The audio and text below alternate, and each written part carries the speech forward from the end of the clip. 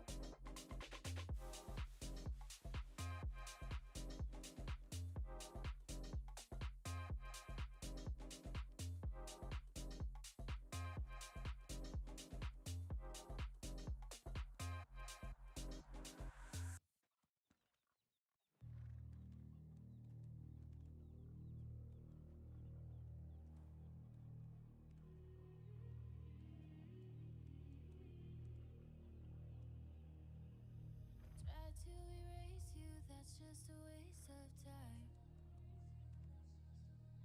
Nothing I take can take you out of my mind. Lay in my bed, stare at my phone. We made mistakes, I admit I was wrong. Can't take it back, can't wish you gone. All that I know.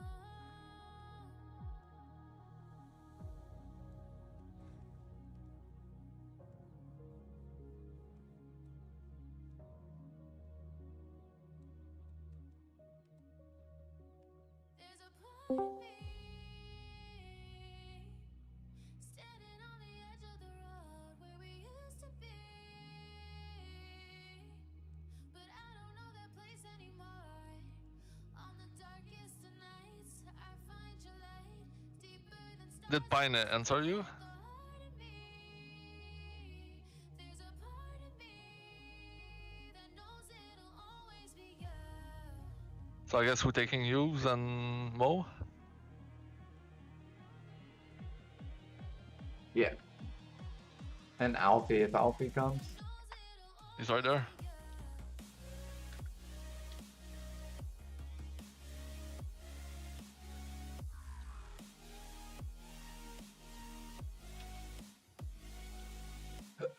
Yo, what up, Alfie?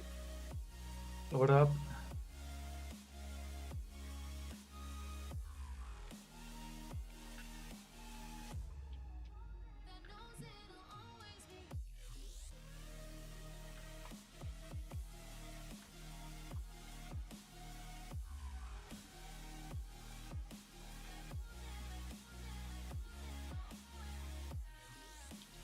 She did. She did get her treats.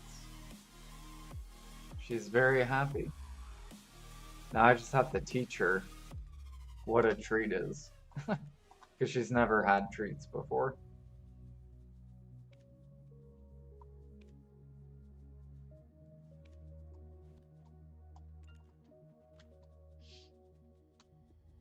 I can't get used to waking up without you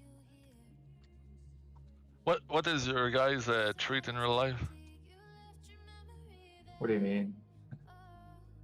Like what food is like a treat for you? Like Mistakes I admit I was wrong. Can't take it back. you know when you Like give ice those cream? treats like oh okay. Ben and Jerry? Yeah, like any type of ice cream. It could be Ben and Jerry's. It could be like I used to go to this one thing called Ritter's frozen custard. Like a ice cream shop? Yeah.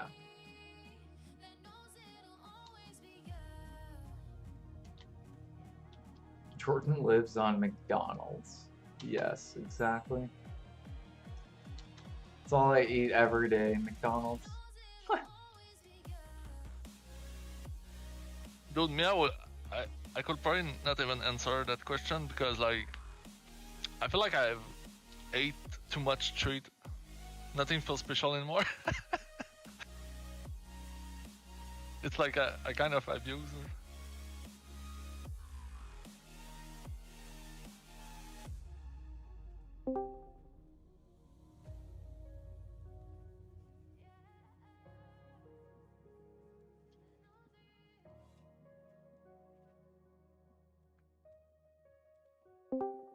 Hello. Hello. What's up? I forgot everything. It's fine. It's not too hard. I'll explain Hopefully- it again. Hopefully I can recall it a little.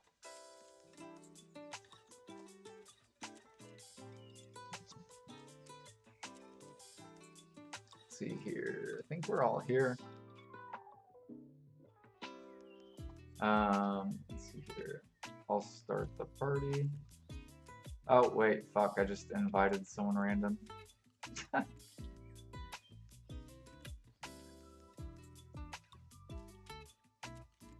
think we're just waiting on Alfie. Okay.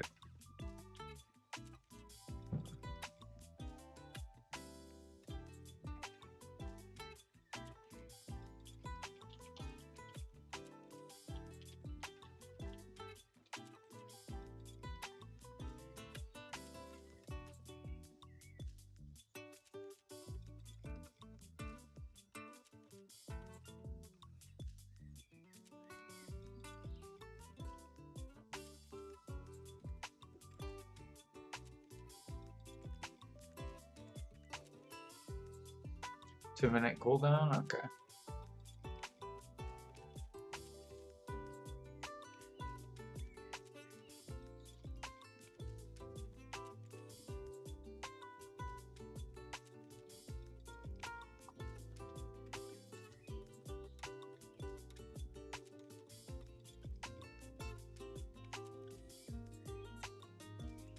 God, there's so many people grinding.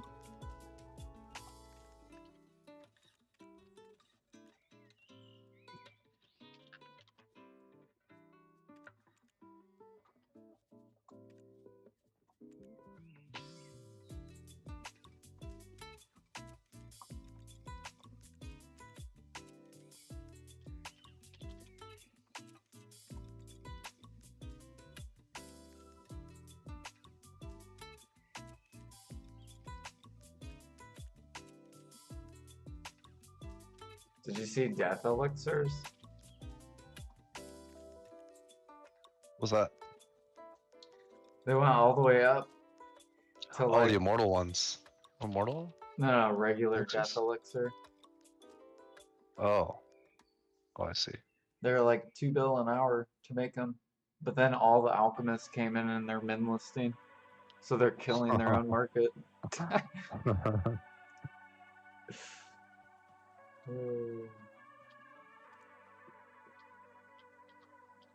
You'll go back up then. People give up. Trying to undercut each other. True.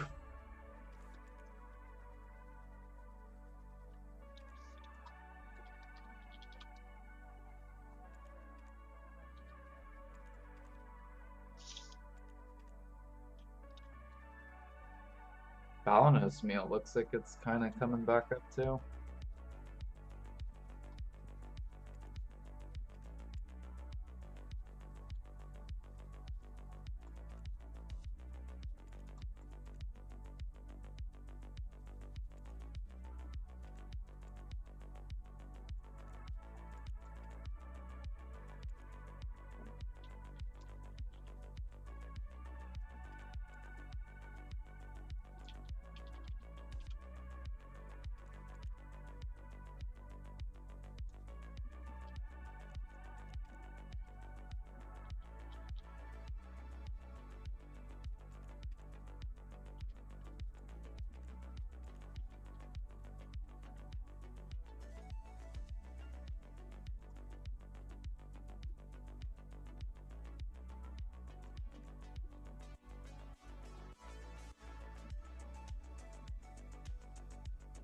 Do you guys want to start from hardest to easiest or easiest to hardest?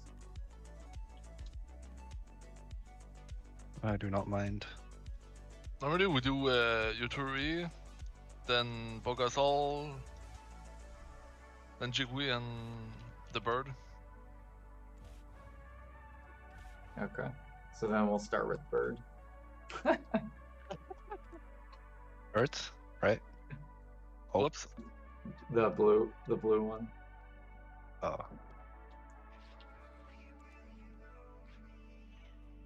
Oh yeah. Normally have someone learning, so we keep the bird for the ends. I'll pop Harmony, and then if you guys have any perfumes, pop them. If you have Alkstone, pop it.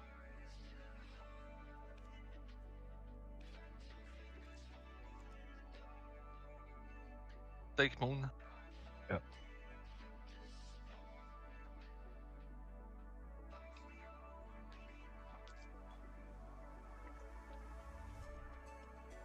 I wonder if you can go to the last dungeon without clearing the other ones.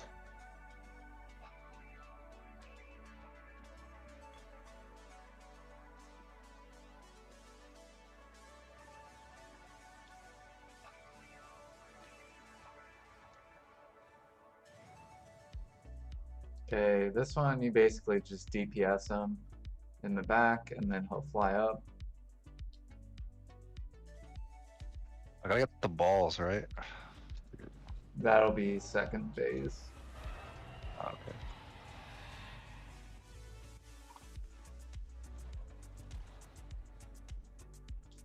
And then, yeah, we'll just go behind the pillars. We'll wait to see what side he's on. Alright, he's on our side, so we can just stand here.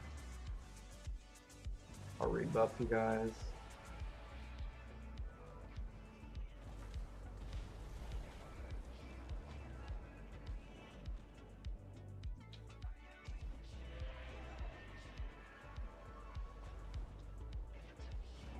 And then DPS him.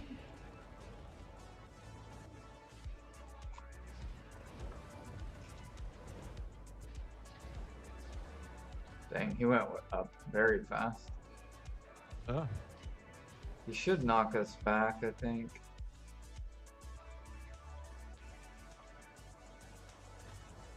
I don't know. He's on the other side.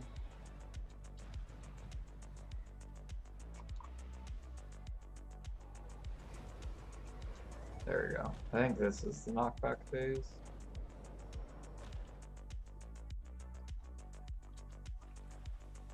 Come on his head.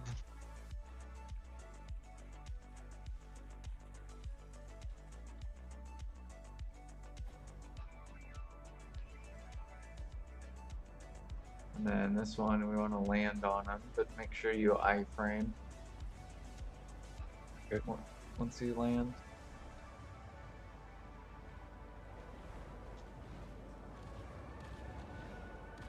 Oh my god.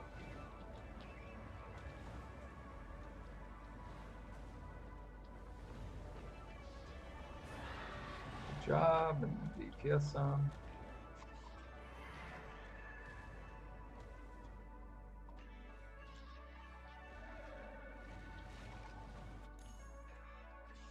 Alright, now this is the bubble phase.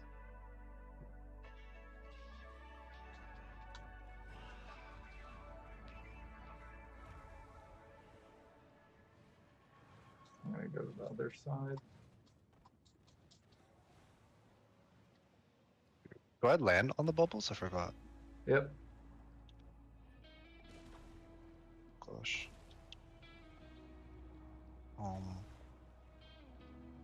Alright, we got him On the down. ground. What do I do if I'm in the water?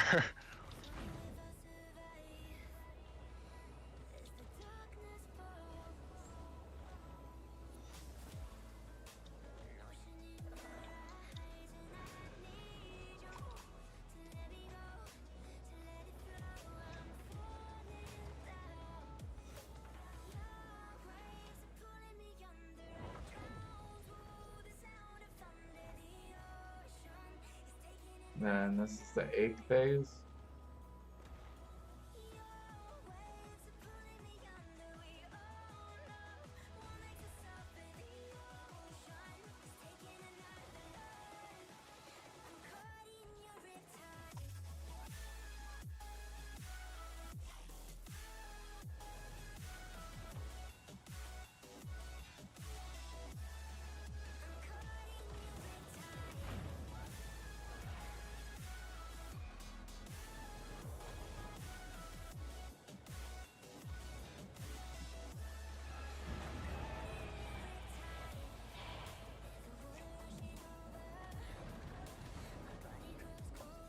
And back out.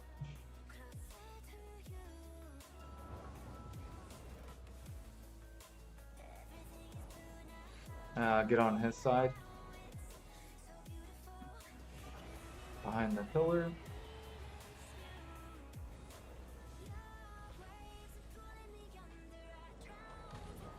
What the fuck?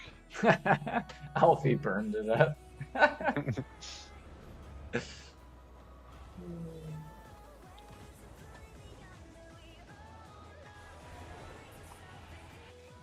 Alright, good job, good job.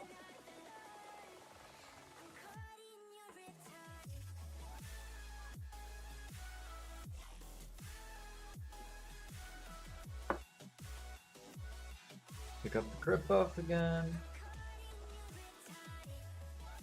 Did anyone die? Like, I know Alfie died.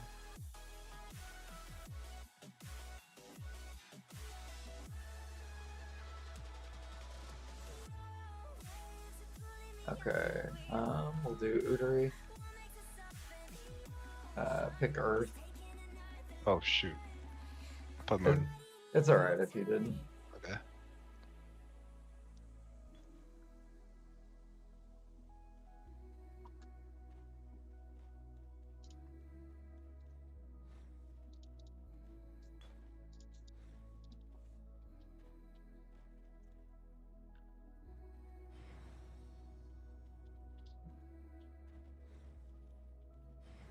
Okay, on this one, we're going to DPS him. He's going to target someone. Whoever gets targeted, just run around. But make sure you run. Oh yeah. Yeah, make sure you run somewhat close to the boss while killing the ads. Okay.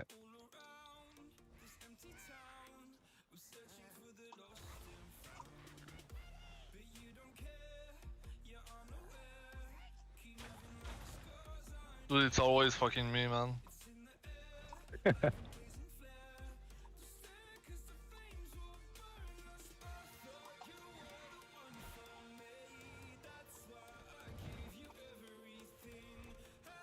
Remember, he's gonna jump on you, Offensi.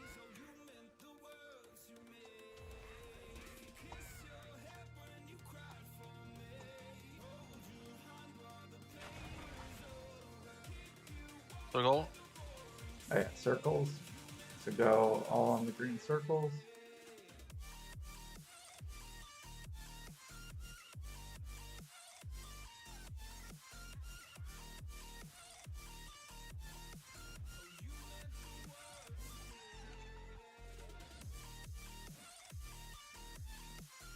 I'm gonna repop buffs.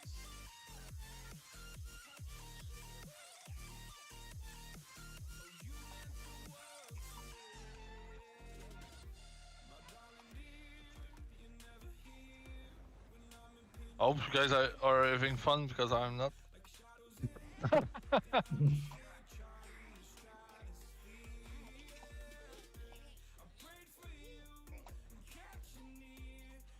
Good job.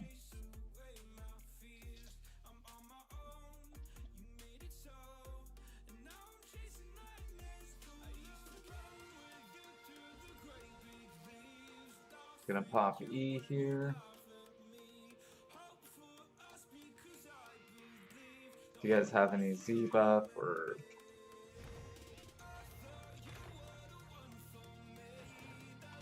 E buff? You can pop it.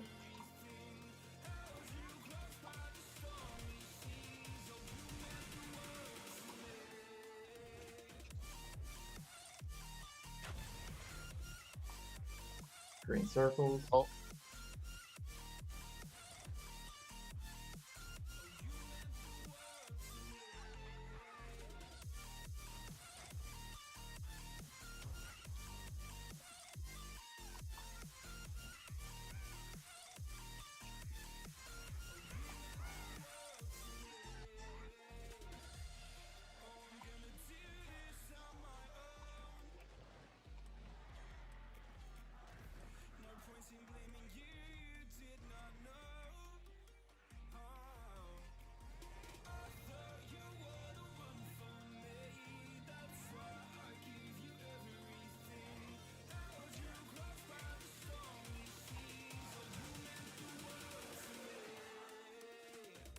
Good job. Hey.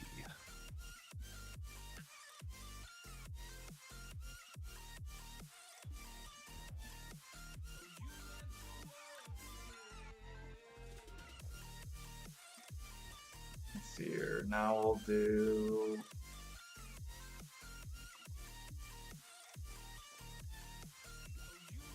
We're gonna pop Demi. Grab the crit.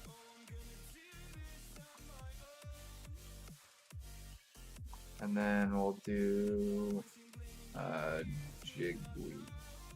Or no, we'll do Bulgazole. We'll do Earth Jiggly smooth? last. You can pick Earth. This is the one where I gotta hit the fire, right? Right now and then. Yeah. Yeah, so whoever, yeah. Since you're playing Maywa, aren't you? Yeah. Yeah, so you can just get the sides then. hmm And then we'll stay on the boss. And then like if you have them both super low, you can also like join the boss. Yeah, yeah.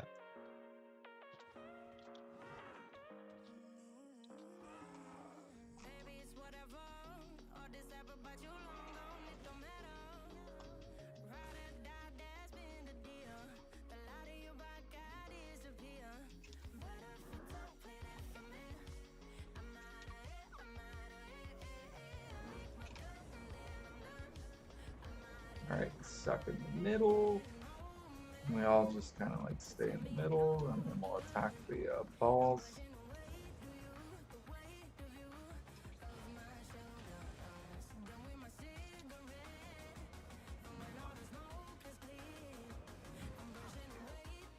Now we can DPS them.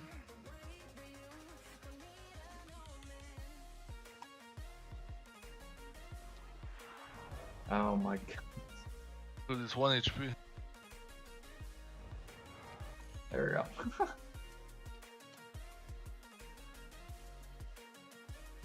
Same thing. We'll DPS them. Mhm.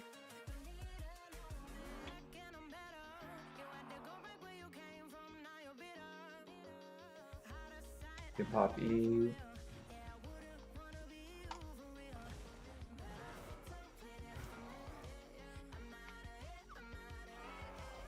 Okay, this one's going onto the ground, so get ready to iframe.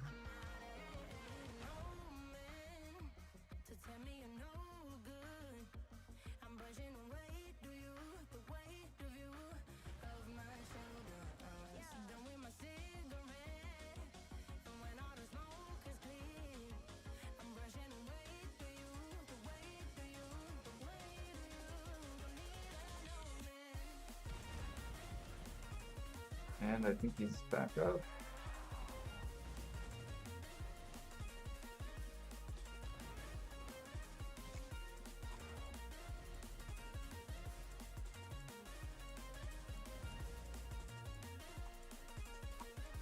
Is this the sky? Okay, he's up in the sky, so go kill one of the fire pit things.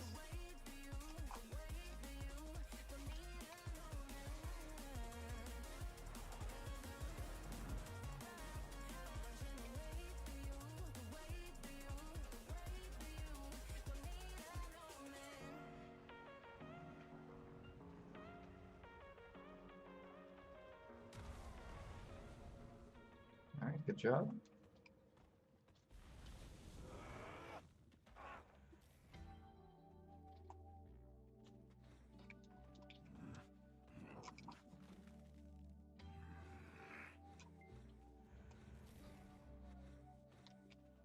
I think he went back up again. Yep.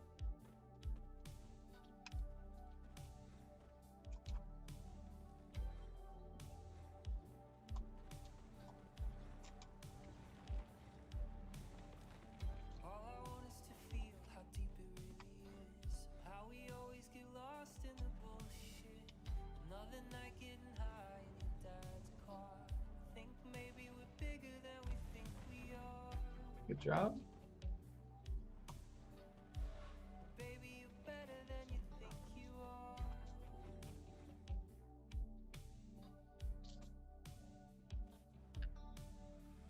I just wanna have Hmm. a heart with This is starting to become so easy. We might have to soon step it up to hard modes.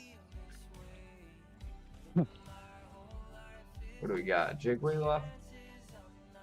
He said BRB. Who did? Use Oh, okay. use.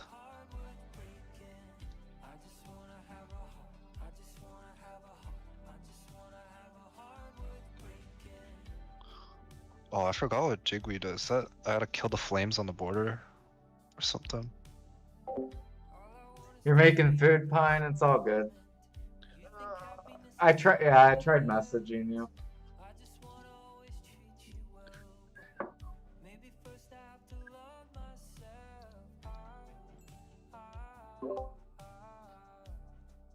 Don't know why you love me.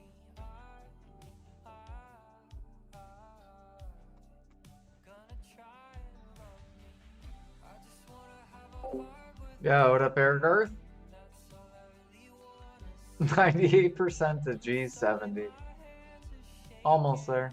I don't normally feel this way, but my whole life is just the chances I'm not. I saw it as soon as I sat down, left my phone in the office while I was in my kitchen. Damn. Yeah, if no one would have replied, I would have got you in.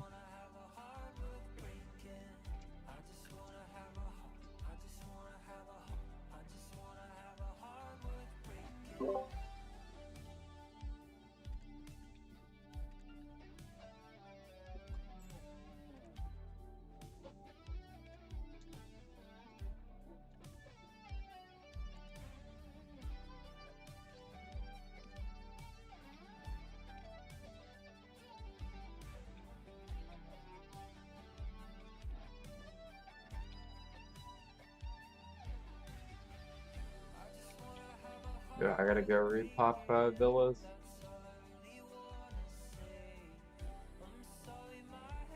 Oh, he's back.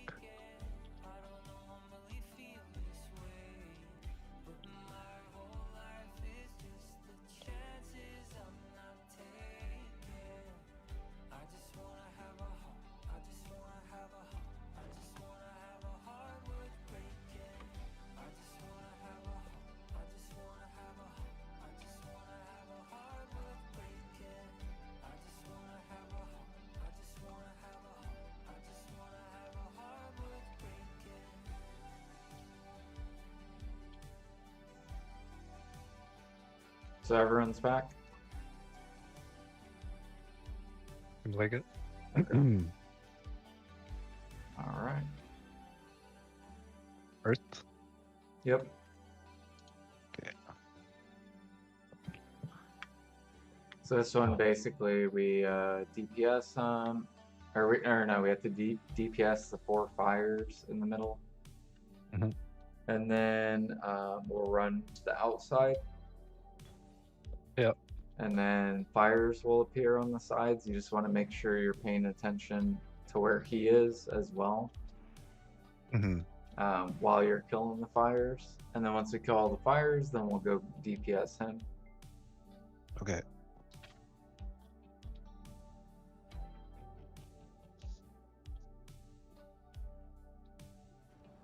So we'll go to the middle.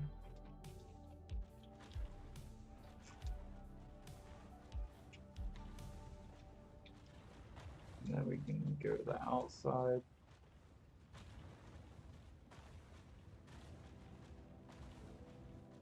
And then kill the fires.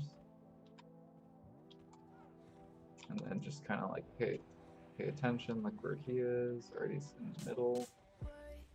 Now he's over here.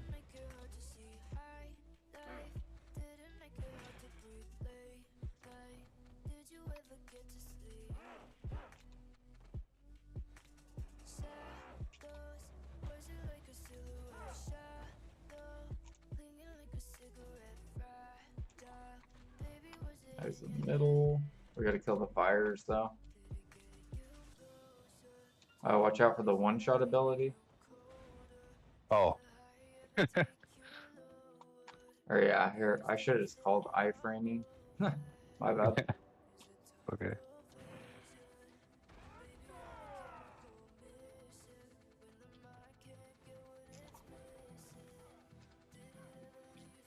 Go to the outside.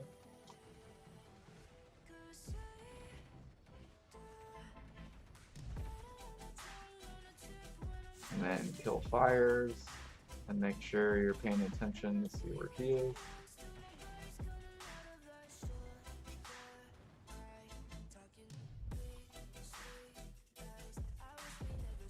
Already is over near me. He's in the middle. One shot. Here comes the one shot. And the one shot. And one shot.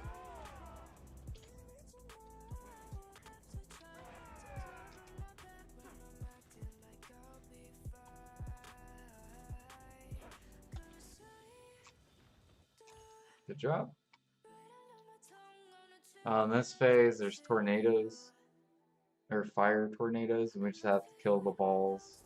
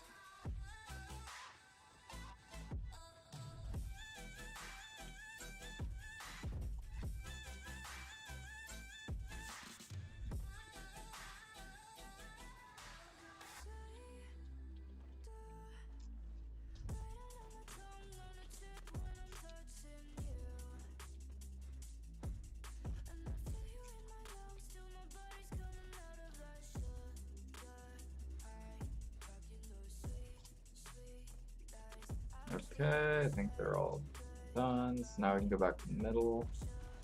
I'll rebuff. Oh shit, I'm gonna die. Oh god, yeah, I'm stupid.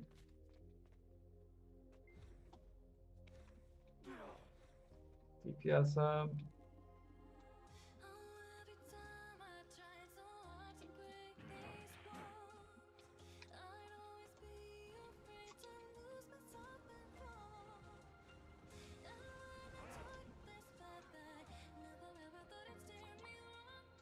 Go to the outside.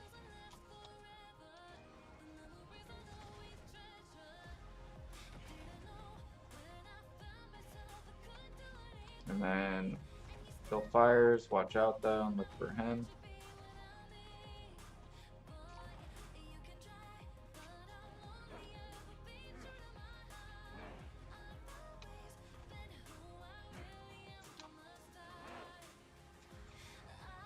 Go into the middle.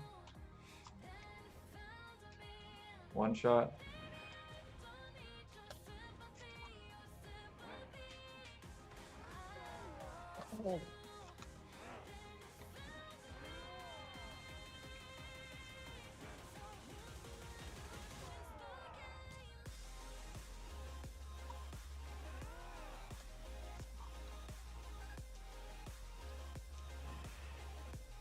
Nice.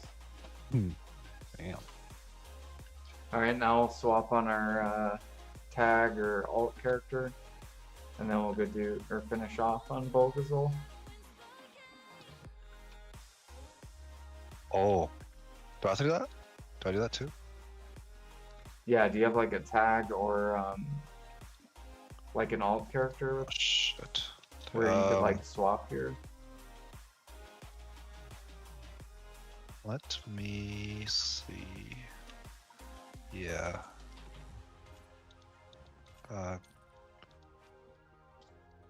Give me a minute though, she's in Velia. Okay.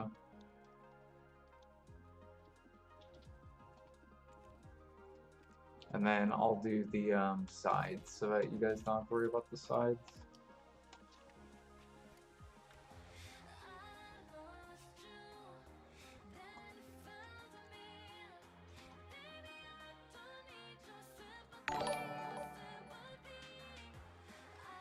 So you and just resubbed for 12 months.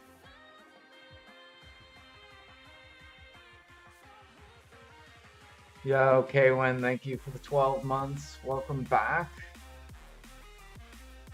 What am I swapping to? I'm swapping to Musa.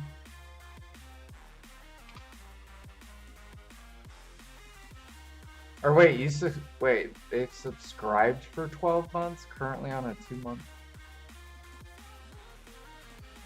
Does that mean you subscribed for 12 months? Do you abandon us? Yeah, I don't know what D's doing. He still chats in his Discord.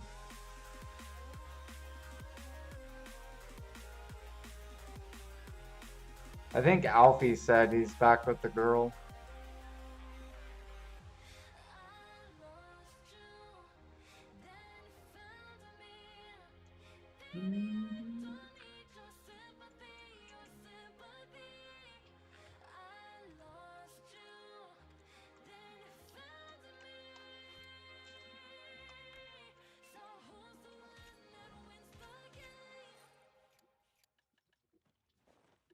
I can compass if anything.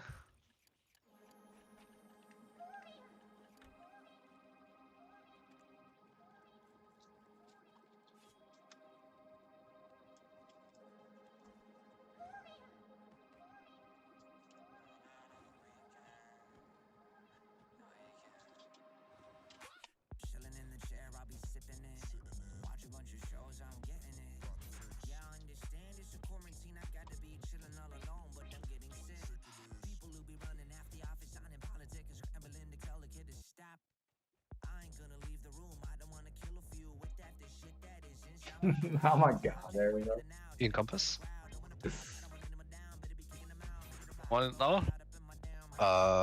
Give me a second.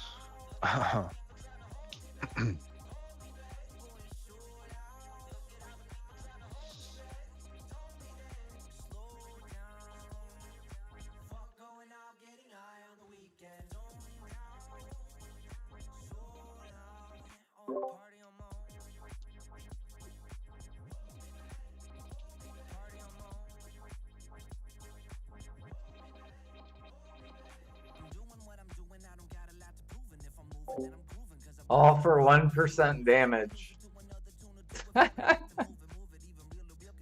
You spent 700 bill for 1% damage increase.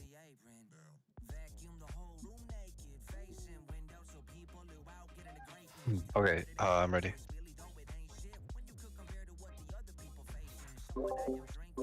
Alright, cool, cool.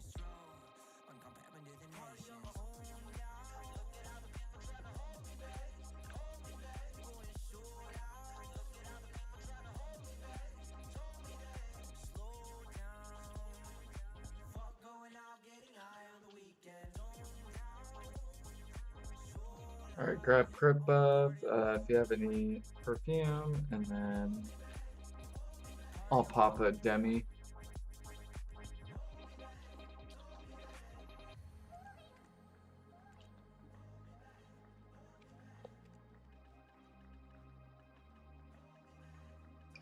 If I can find it, hold on.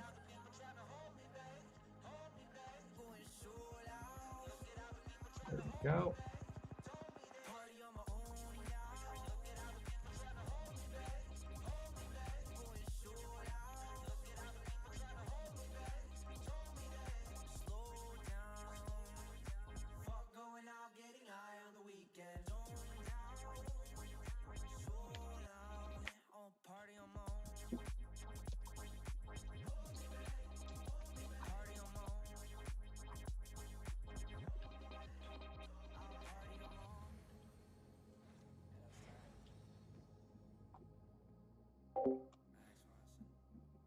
Go buy those Tut Manos accessories, Eric. You could easily flip those in the future.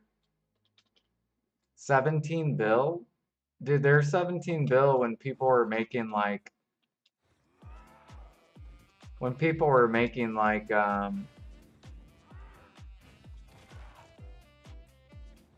like 200 mil an hour.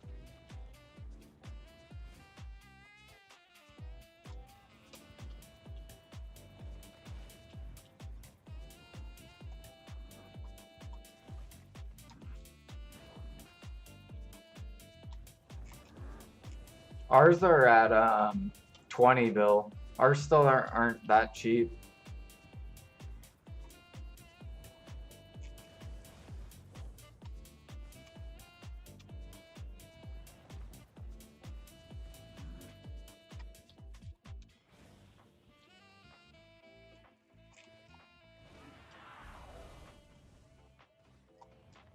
No, investing. You're buying them cheap to resell them later.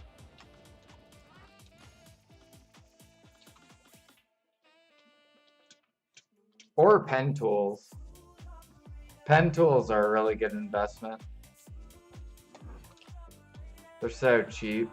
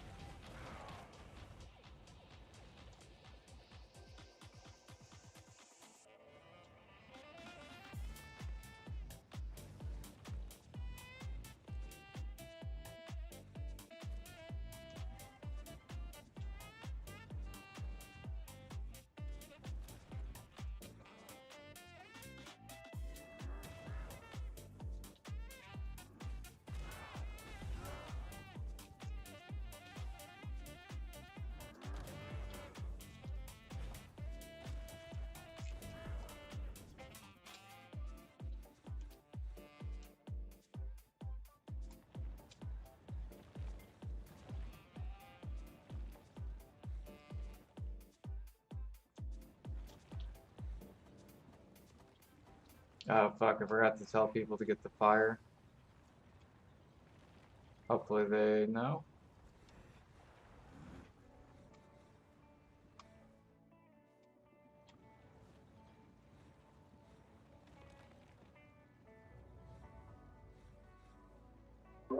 My bad, my mic was muted. I forgot to tell people to get the fire. But you guys did it correctly. Good job.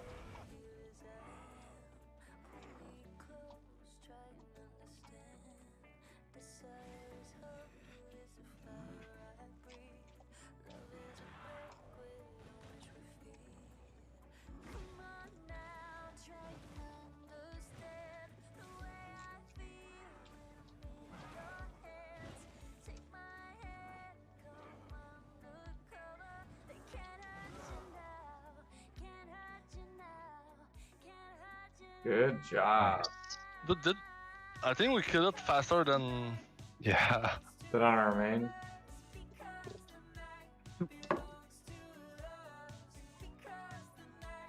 It's because Moo has like you have good AP, don't you, on your Mewa?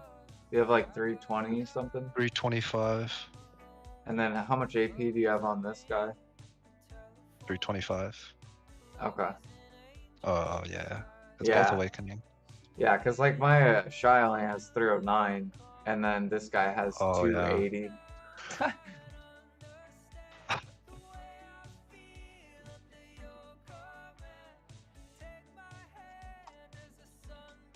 All right, GG's.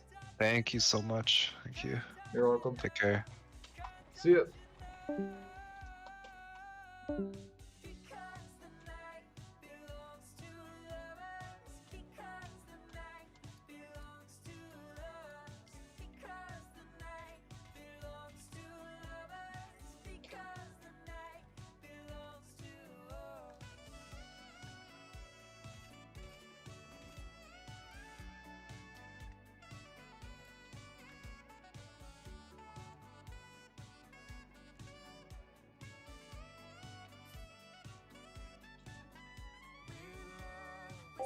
That was fast as fuck this week, yeah. That was a good week.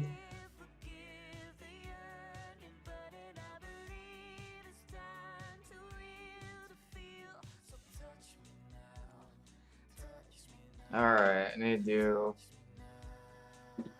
Alright, so I'm gonna do Imperials, Farms, and then I'll be good to do Maple.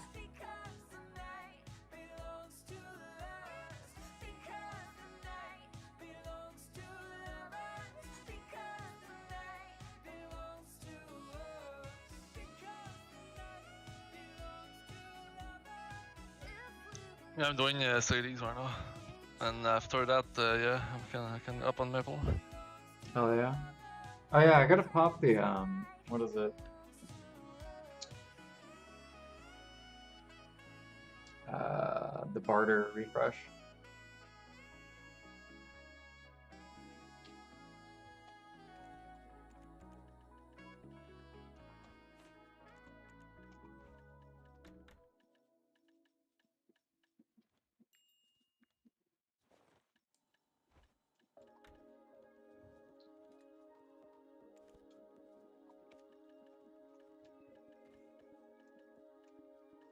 I saw the gear of the Blue Valor going to the market late night yesterday. I was tempted to buy it. Wait, what went to the market? Plus 10 Valor Blue gear. Oh. Because I want eventually to sell my Volante and be a full-time Valor. Just say goodbye, Volante. You could just buy it and have both. I went for Volante because back then, like Volante was like better than the two other boat, kind of. But every time they buff bordering or like monster hunting, it just buff the advance and the Valor and Volante. Like the scaling of the Volante, it's like it cannot become better over time, basically. But the other two can become better over time. Especially with like a Valor, now you can equip like 20 sailors on the Valor, I think. But it's not the Innocence, it's another name. And you have like 260 turn, and you can turn your boat like crazy. And then by having all those sailor and like maybe the null and blue gear, you have like 8% less speed than a Volante. But your cannon shoot 1 second faster and slightly more damage.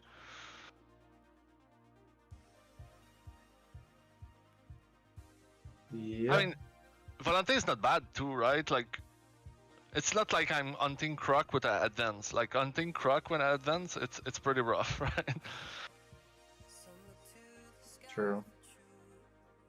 But yeah, I kind of want. At the end of the day, I want my Volante gone, and I want to advance and a Valor with full blue gear boat. When I border, I take my advance, and when I fucking monster on, I take my or do Sadie's, I take my Valor.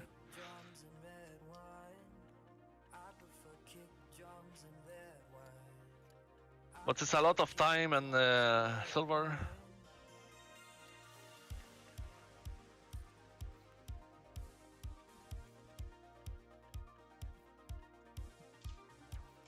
Yeah.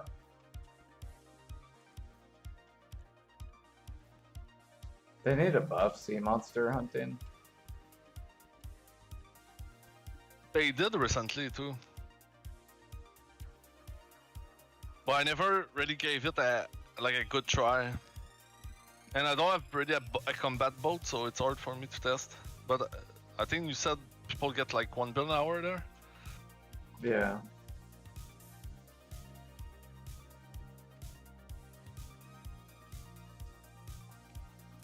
I get so mad when PA doesn't buff things to where everything's competitive. Yeah, it's annoying. That's probably their weakness, PA. It's like I think the game is good and a lot of other like aspect, like no trading. I think it's mandatory for MMO in 2025 to be like successful because of botting and etc. And we have like the elite patch, which I think it's super nice. Like some other MMO will kill to have that. And but the problem would be though, yeah, it's like there's too many like things that they don't get update fast enough that like they're like dead content until PA finally touch it. Right, like no one does it until it gets buffed. Whereas if you made everything the same amount of money, then everyone's going to be doing everything. Yeah.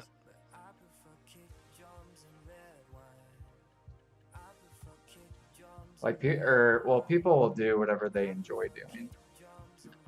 But I still think you have to balance the whole entire game.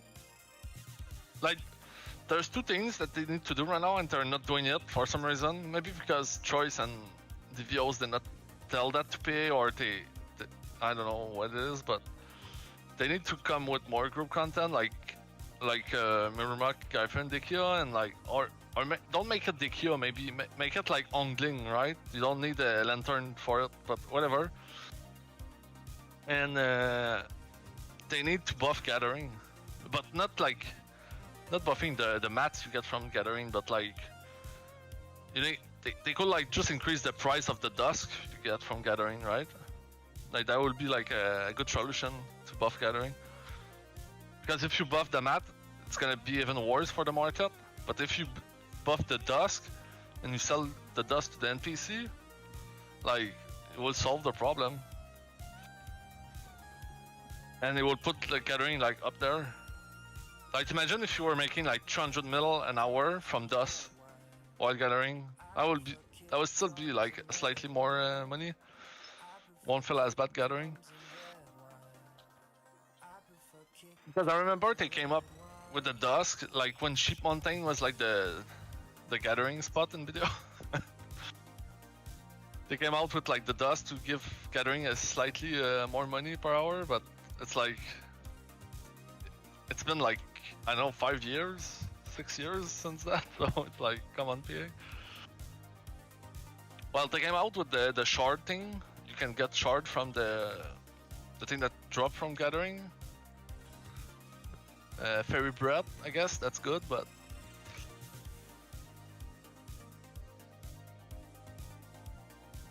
yeah, I don't know, man.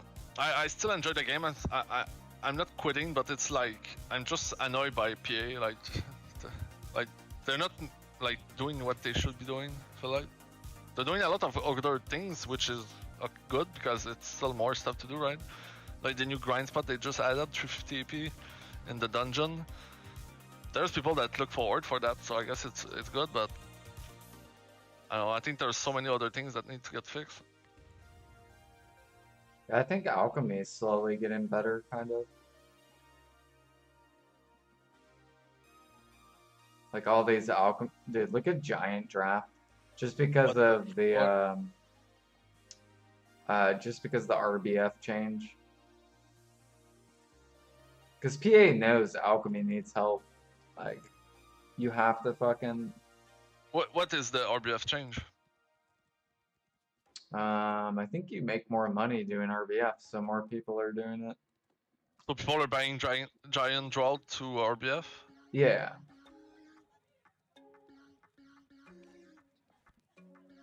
Yeah, so Makes the sense. yep. Because they want to win, you get more money. And then I think the people are probably buying human harmony as well.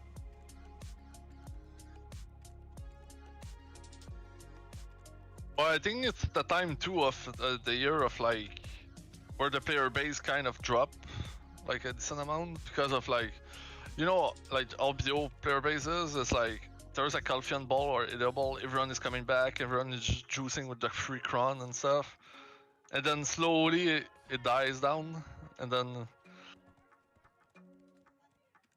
it grow back to the next ball. Like Piracy has a lot of people that never play video and they're just there when there's a Calphian ball.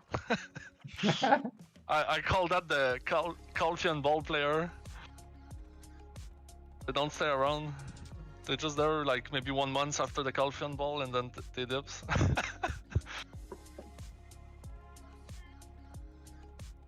Oh yeah, Hitmaster 6 sailing. Dang.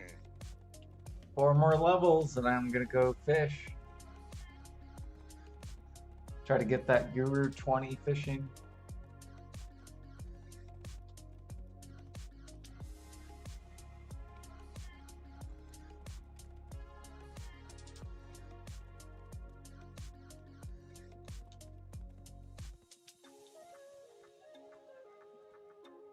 I need to do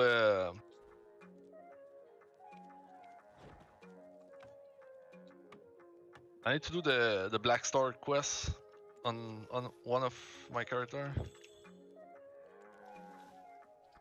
Because you can enhance for profit on that Black Star often. Oh yeah. Yeah, because it does not cost 15 bill to make one, I can tell you that. Don't tell Alfie. Or anyone else in the guild.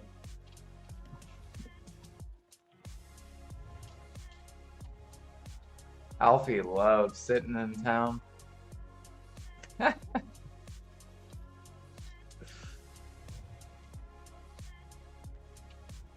think you can repeat the quest non-stop, but like you have to craft all the black stars, like even the armor. But I'm not doing that for that. It's mostly new player that like get told to not enhance their gear and they're just buying like their gear.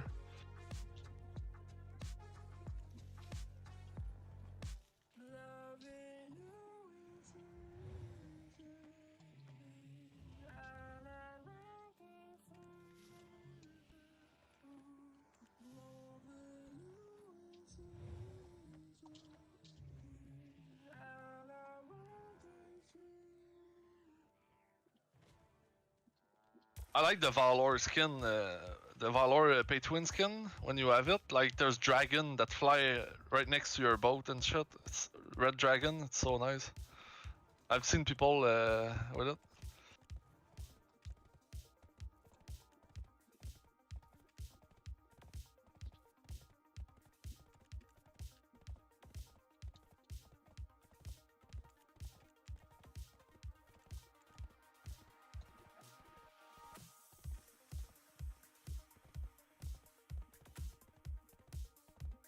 Damn. Dude, these alchemists are so disgusting. I fucking hate the alchemists on NA. Like, they can't buy Helix, so they go buy Adaption Draft. Because no one's selling them Helix Elixir.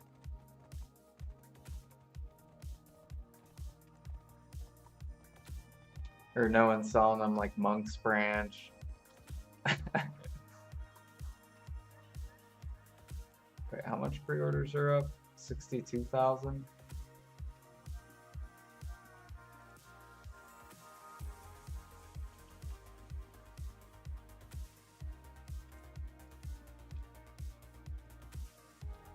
I bet you Alchemy will be good in like a year, one more year.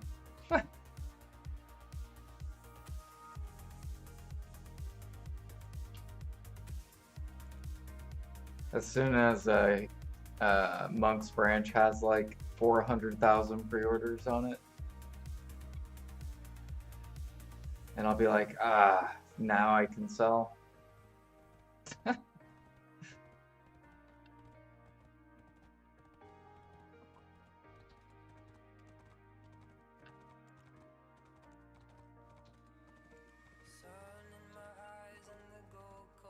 Like the Monk branch and the Trace, like Situation too, it pissed me off so much. It's like I don't know what you are waiting for. Like give Gathering like more Trace per hour. Like I don't know, man. Yeah, they need to like quadruple traces probably, like in Gathering and Nodes. And then they need to make Monk's Branch available. And then they need to nerf Gathering. Like nerf the amount you get from Gathering. Or nerf the nodes. Talking about the sap? Yeah. So then that shit bottlenecks. Which then forces the market, forces the alchemist to go work.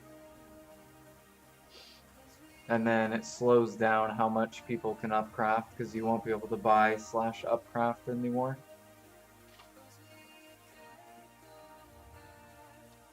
And then all the players will get rewarded for gathering.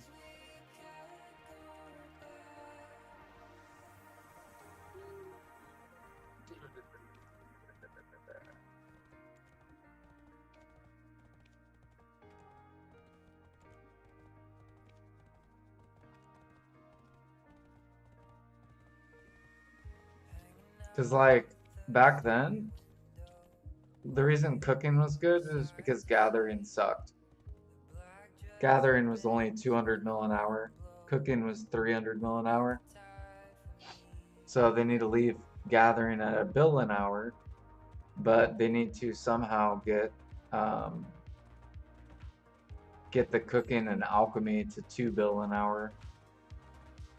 So then players won't gather to the market, and then everything will be sold out gather material wise, and then you have to go gather into upcraft and then make it 2 bill an hour.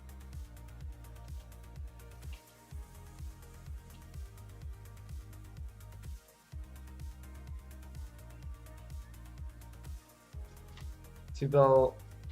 Yeah, I got G50. We are G50 now. 2 bill an hour on a utensil. Are you on crack? You have to go get the mats, Alfie. So if you have to go get the mats, yes, you should be making 2 bill an hour on the utensil.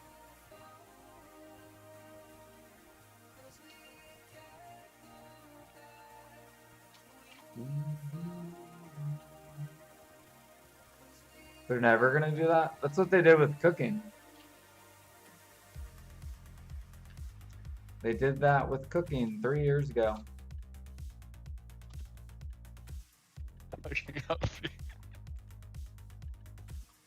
Dude, Alfie wants everything to just suck except grinding. You know how many people would just quit the game? Like, I guarantee you, if hunting went down to like $1 bill an hour, so many players would quit the game.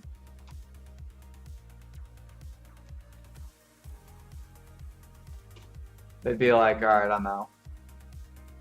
Life skilling's $1 bill an hour, grinding's $3 bill an hour, I'm out. I'm done.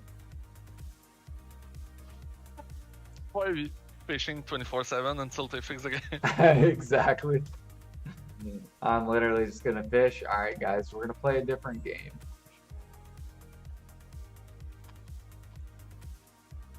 Like, it's crazy how hunting is like the backbone of like life skinning right now. It's like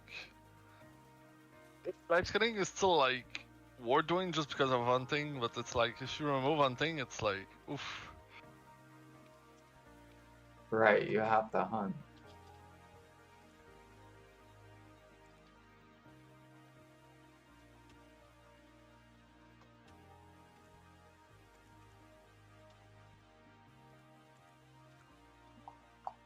But most people with hunting are probably not like good at it. Like unless you do a lot of hour and like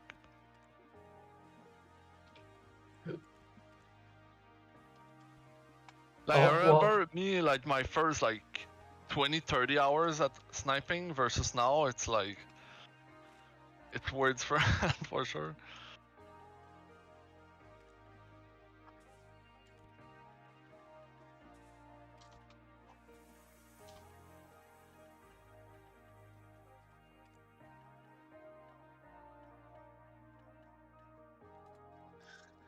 Life skillers do swipe. It's called pre-owned accessories.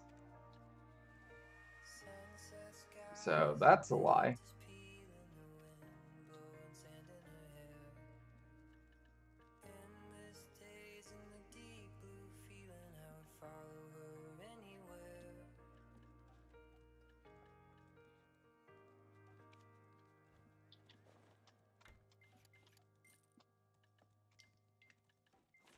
I need to get going on the Karak crafting. I have like a Karak and maybe a half of Word of Mats. I might need to buy one of your frigate, Jordan. Oh yeah? I have a nice juicy frigate. It's at 3.250. Well, not even myself. I'm probably gonna min price it. What, your And I'll, or the Karak? my order. Oh. And there's an alchemist that's gonna sell me a.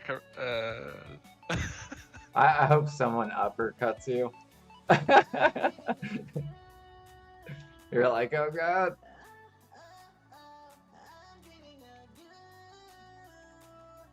No, do that, yeah, because there was someone that did sell one min listed.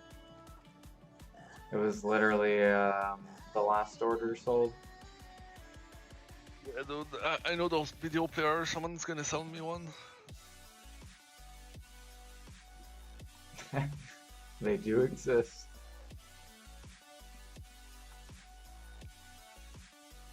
Oh yeah, I was gonna go check to see if I get a coin run. Coin run. Coin run.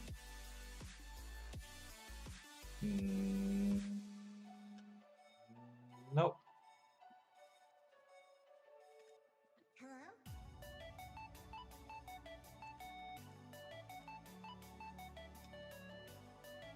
How is PA's, or how is BDO doing? I haven't even looked at Steam charts. It's kind of hard to know now because of all the FK Fisher. True, yeah. But we can probably check it anyway to have an ID.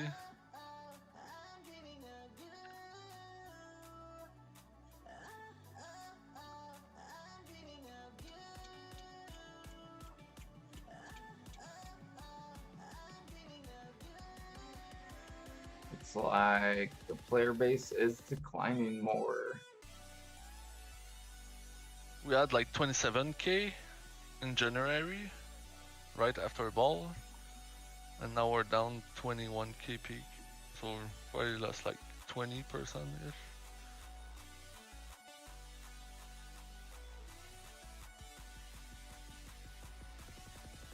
Which is kind of wild because that means there's like 6,000 player just on Steam, like on the launcher it's probably more than that, that do not want the fishing money if they're not playing. That's crazy. Like me, if I was not playing, I would be FK fishing 24/7. That's what D's doing. Yeah. So when you come back, you have a bunch of money just sitting around.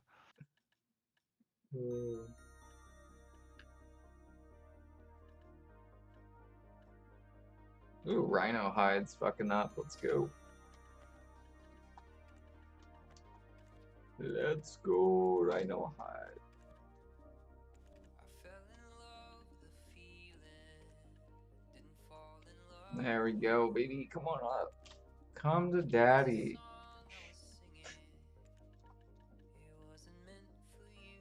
I'm sorry that I can't stay. And I'm sorry we're like years away. I bite your lip. What, deer meats? Like 18k? What is this?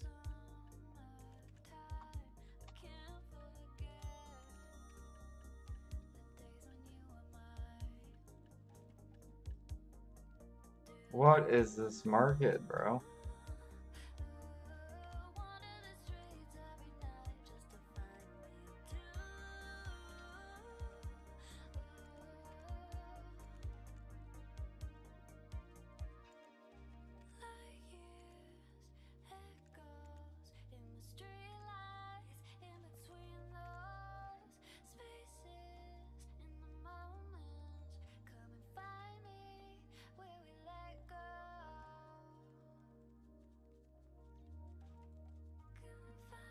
But only once? Yeah, but grinders don't have to buy all that, Alfie. So every player buys like an outfit, right? To make their character look cool.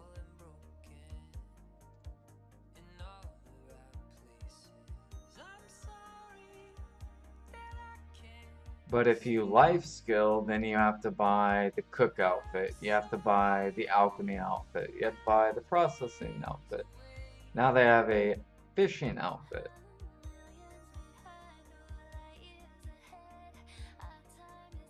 You buy it once. Grinders buy an outfit once. Life skillers buy outfits too. Like if you say grinder buys multiple outfits for their one character, so do life skillers.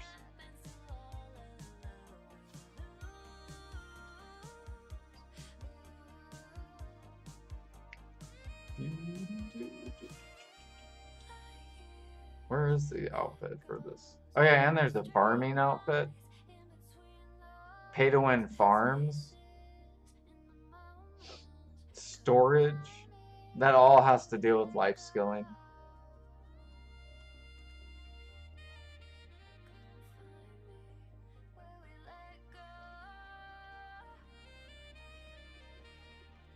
Yeah, it was farms. That was the last time I swiped.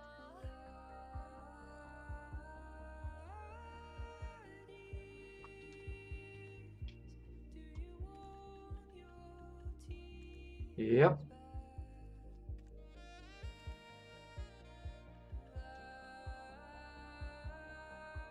I don't have money to swipe though. If I had a bunch of money and I was like a billionaire, then I'd be like, all right, let's get these pre-owns to deck, baby.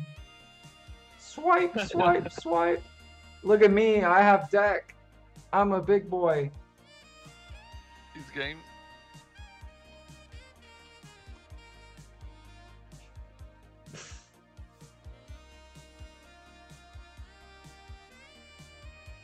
I feel like Ghost is slacking with the deck pre-owned.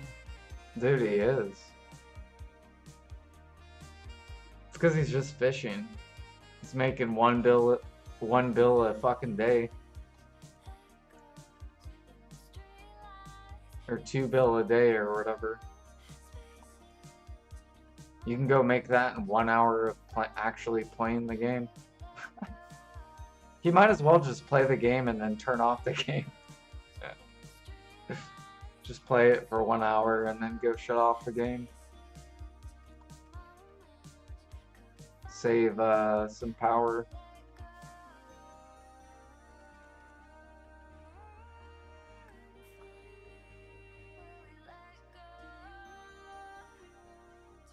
Griffin leather.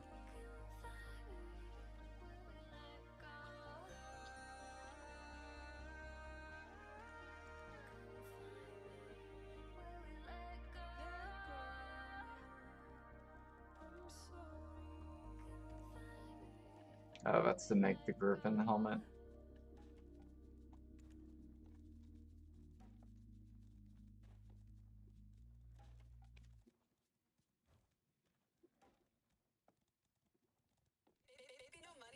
Just need a part with some hoarding. Dude, you sound like D. This is not called hoarding. This is called investing. Investing. I'm gonna start calling you Alfie Yum Yum.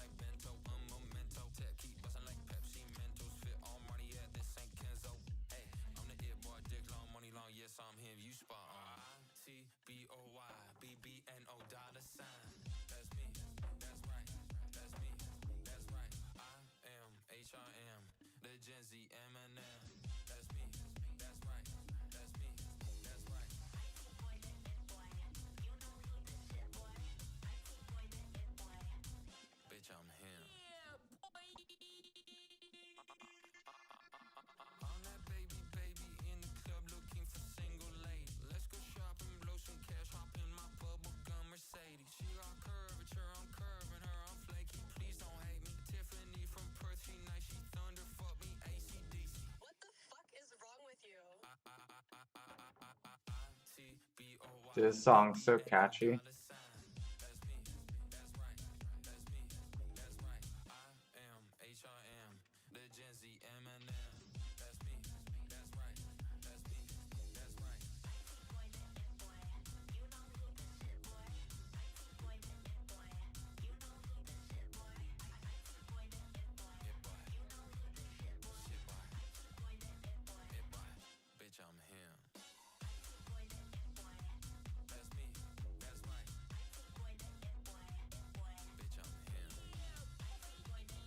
To clean up storages, it's easy. You sell when the market is up. That's it. That's how you sell. You sell when market's up. You don't sell when market's down. It's not called hoarding. It's called selling when the market is up and not selling when it's down. That's all I'm doing with every material in the game.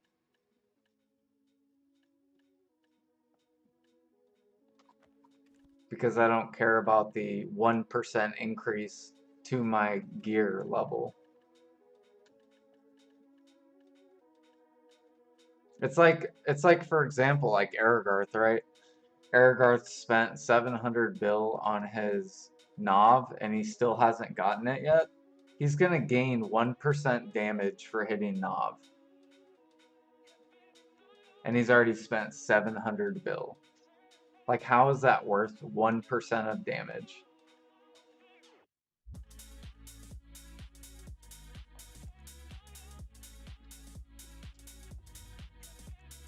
Rug with 4.5 trillion for full deck. Yeah. And he makes 10% more money than I make. Isn't that And crazy? if you do 1 hour more than him, you probably made more that day than you did. Yeah, like it's yeah, it's so dumb. It's not about what I need, it's about what I want. Yeah.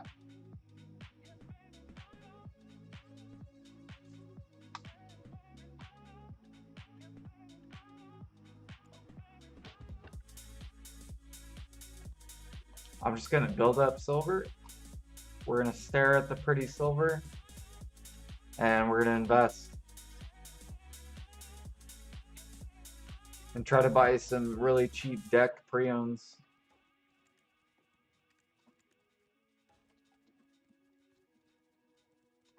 And then if they go up, which they probably will, dude, I could almost put a pre-order on deck earring.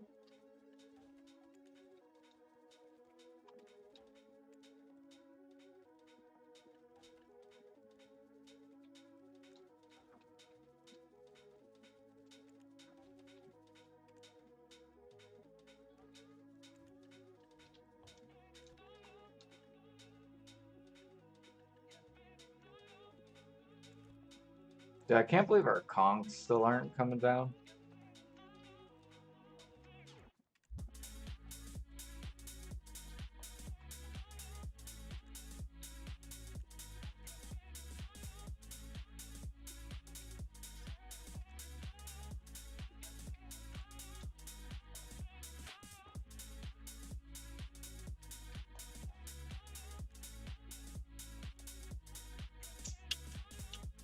This guy min priced his gather close. Why?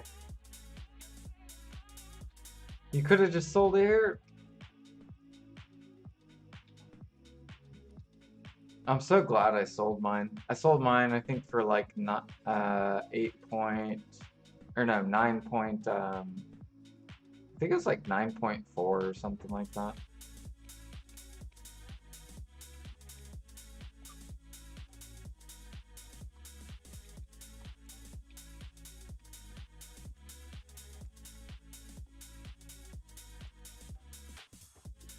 They're killing the cook close.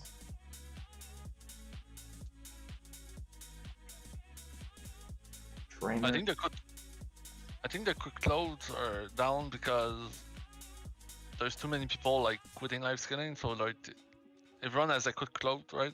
They're just dumping it. Yeah.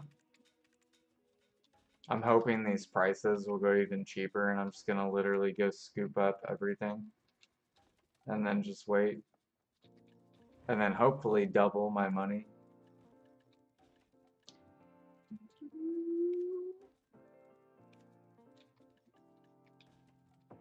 I will assume that they're gonna buff life skill eventually, like from like 1 year from now. Like they're gonna make a big patch.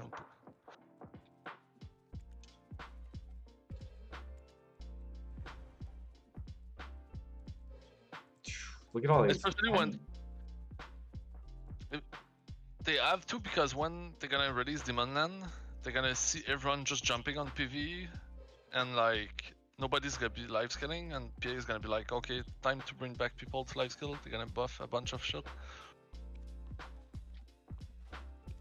And all the min price Mano stuff is gonna shoot back up.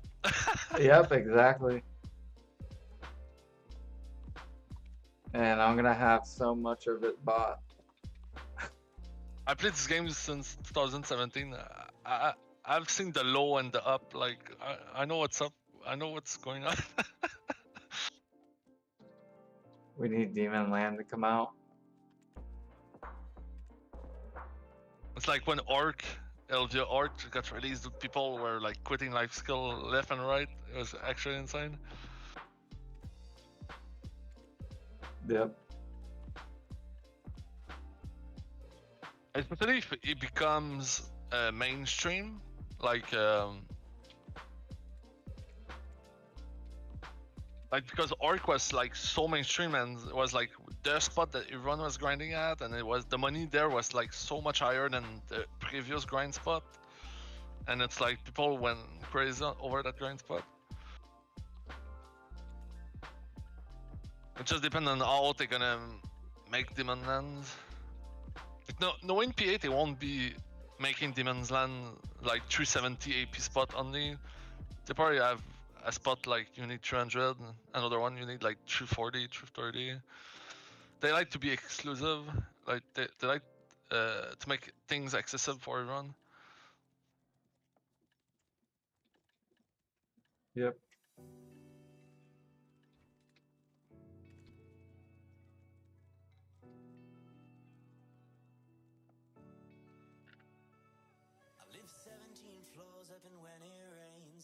They'll probably do the mastery way, I bet you. They're gonna come out with new recipes that require a certain mastery. So that'll force people to want the life skill gear. Like, oh, you want to make demon harmony? Well, you have to have 2,500 or something. 2,500 alch mastery.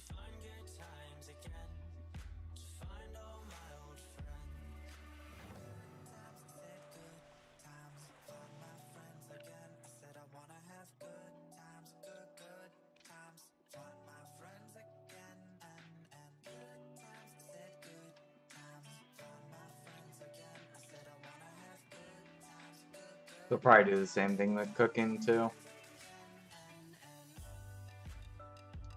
Demon meal. The new best in slot imperial. It requires lion meat and tiger meat.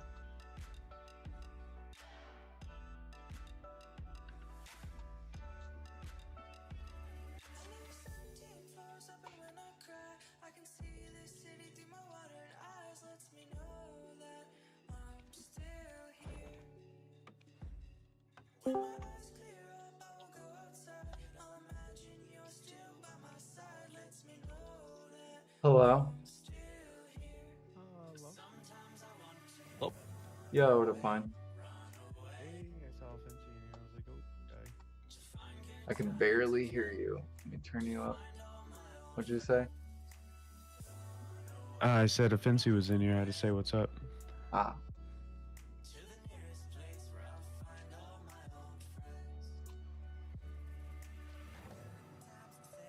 How's the paddocks grind, Offensi? Not bad. But I think I'm just gonna grind it on Agris. Agris at paddocks? It's not Yeah, I think horrible. it's 20k Agris power there.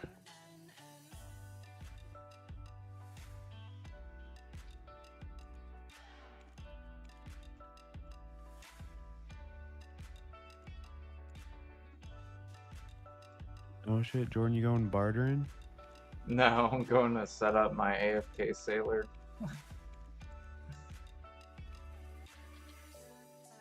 And hop on Maplestory for a little bit.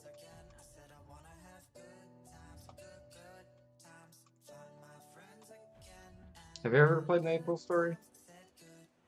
Not the OG. Maplestory 2 though. Yeah, the OG is like, it's like BDO basically. Like you grind mobs, you have abilities, there's bosses, there's enhancing as well.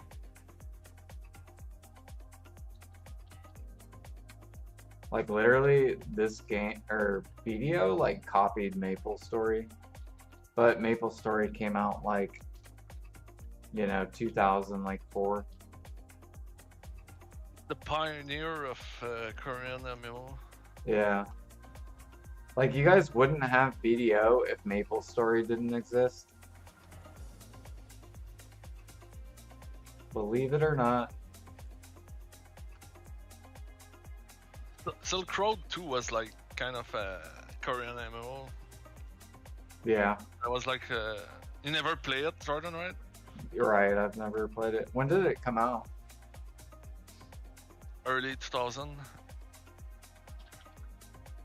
It looks like video, it's crazy.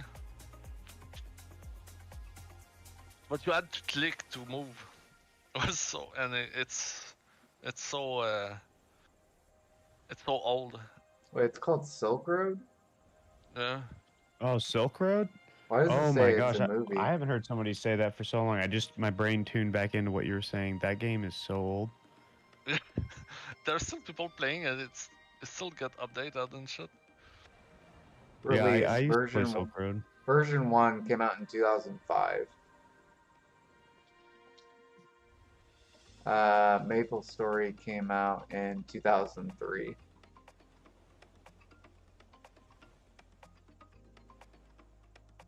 But it didn't come to NA until when did it come out? It didn't come to NA till 2005. But I remember I was playing Silk Road because my uncle was playing, and dude, you had to like get level 60, I think, back then to get into the Down End Cave, and it was like such a nice place to grind in with like the music and shit. Oh I yeah. remember busting my ass to get there. I guess Ragnarok came out before Maplestory. Dang, I didn't know Ragnarok was that old. I thought Ragnarok was a little bit earlier. I never played Ragnarok. Really? Do you want me to show you some gameplay of Ragnarok? Yeah, if you can, real quick. It's kind of like a Skyview. Kind of like a PoE in a sense. Okay, it's not what I thought it was.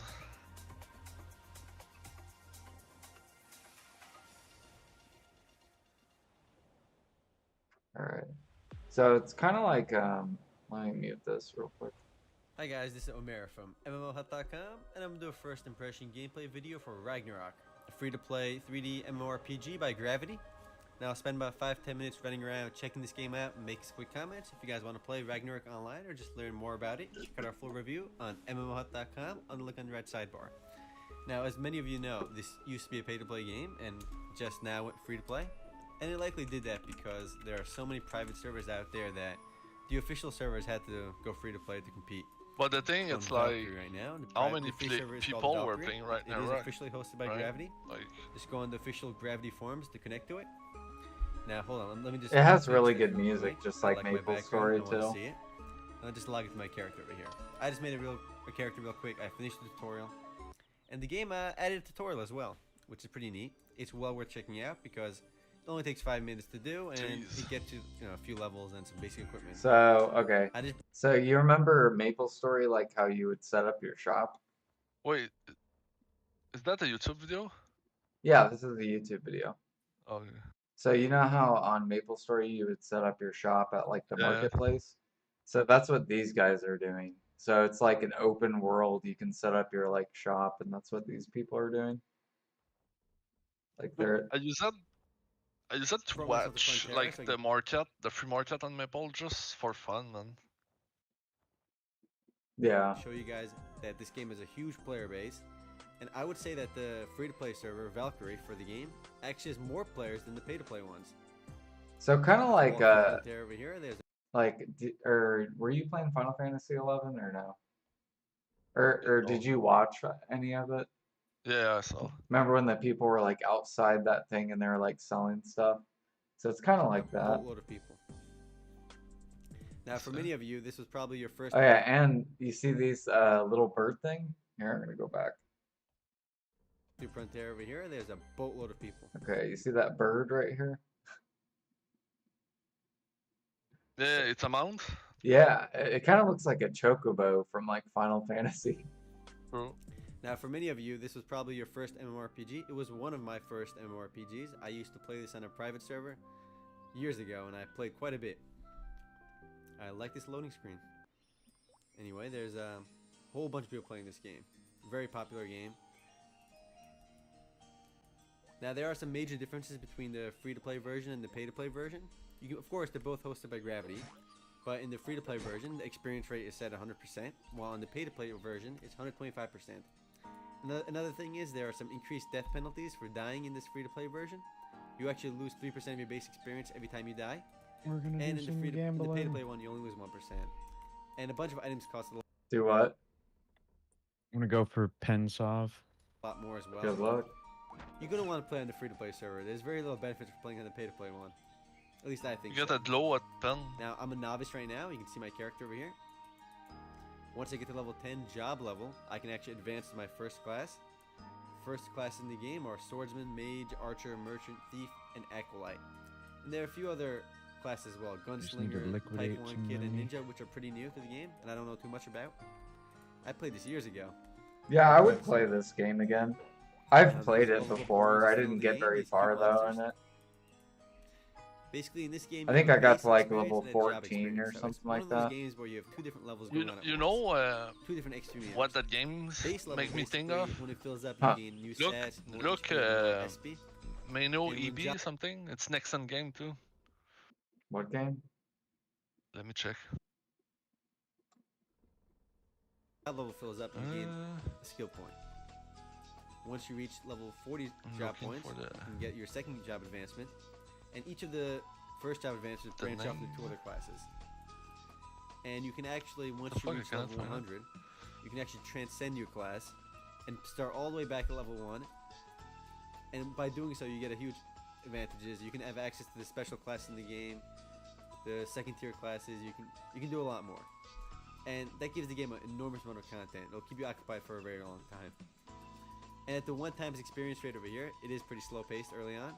Well, not early on, throughout the whole game. Although I can't say that too badly because there are a lot of people in the game that reach Maybe max level, Nogi. and that's after getting level 99. It looks like They that restarted and game. got there again. It's an excellent game. Now, I'll have to look that combat is up. pretty simple, and movement's pretty simple. You move pretty straightforward, the point and click interface.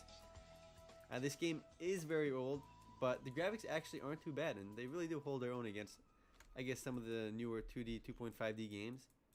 And the benefit of a game like this is that it runs extremely well on older machines. This can run perfectly fine on a Pentium 3. Doesn't no this problem. game look like a And I actually better used to play this version on of, a old Pentium of 3 when I RuneScape? first started playing Ragnarok. Skill some more fluff Like they're and both Boom Days over basically here. the same thing, Now but you the can continually graphics attack are a way monster by holding like control better. and left clicking on them. Now I actually started my character in Payon, so I had to run all the way to the frontier to show you guys what that area looked like, and I just didn't want to record that because it was just me moving around. Now this game is very old now, but still has a huge player base, and I really like it. It was one of my favorite MMORPGs, and still is. I think if you haven't played Ragnarok Online, you're really missing out. It's definitely one of the premier free-to-play games out there. And Ragnarok Online 2 went open beta in Korea back in 2007, but unfortunately it never really came out. It wasn't received too well, but just recently, around December 2009, the guys behind Ragnarok, Gravity, announced that their Ragnarok Online 2 was actually almost done. So after like 5+ years in development, this game is finally coming out, at least in Korea. So Ragnarok fans in North America still have to wait though. Did they come out with a Ragnarok?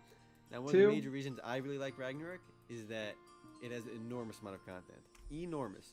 This will keep you occupied for a very long time. The guys behind the game, Gravity, have done a great job keeping it updated. Constant patches, constant updates. There's so many maps in the game Alright, now, I so think I many got my dungeons, crown so many things to stone. do. And each of the updates are called episodes. Right now, I believe the IRO, which I'm on right now, International Ragnarok Online, is up to episode number 14 or 13. Attempt number 3. 13, I believe, at this point. Good I believe luck. the Filipino version's a little bit further ahead, around 16. But Let's Mr. go for Gravity's that done a great pity. job with this game. It's an old game, but they've kept it There's up to that date, veil. kept it fun, added lots of new items to the game, lots of new content. I haven't even come close to exploring the whole map, but you know, even when I used to play. Feel this poop over here. It's this shell thing, and they hatch into these butterflies. Now, it does start off a little bit slow because you're playing as a novice early on, and you don't have any real activatable skills until you get your first job advancement.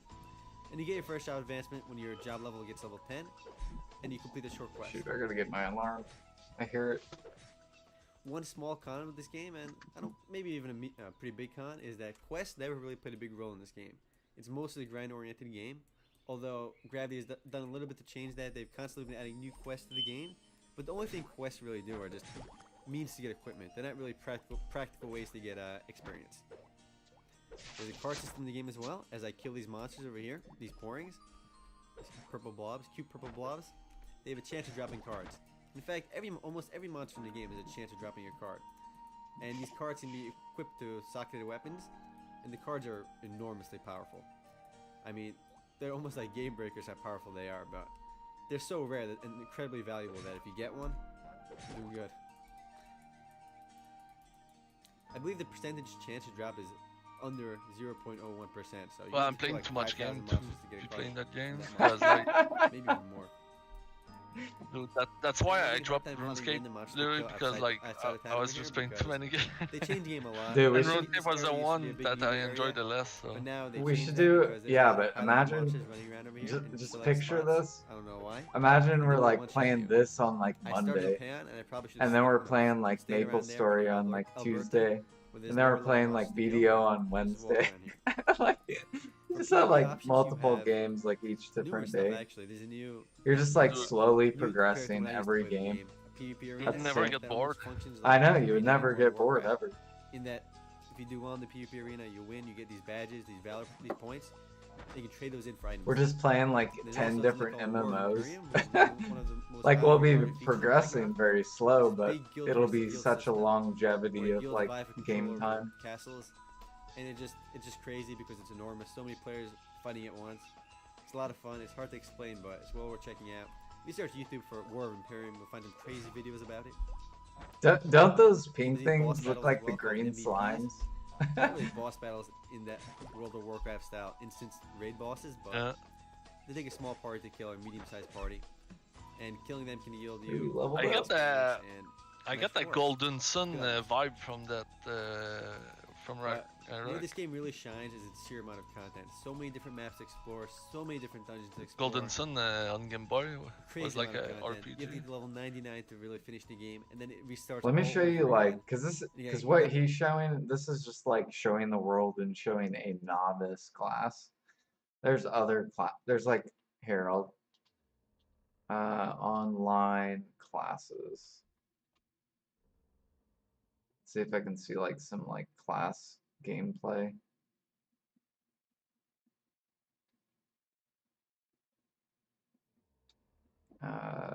Classes gameplay. Surely there's like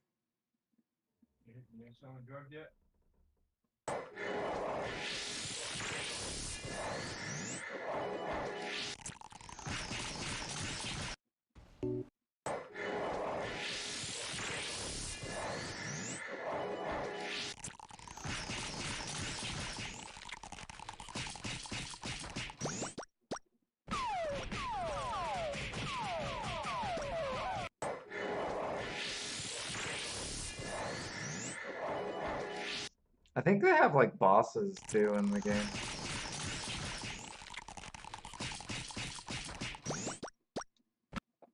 Okay, already.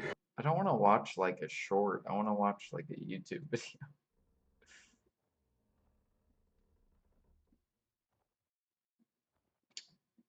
Um,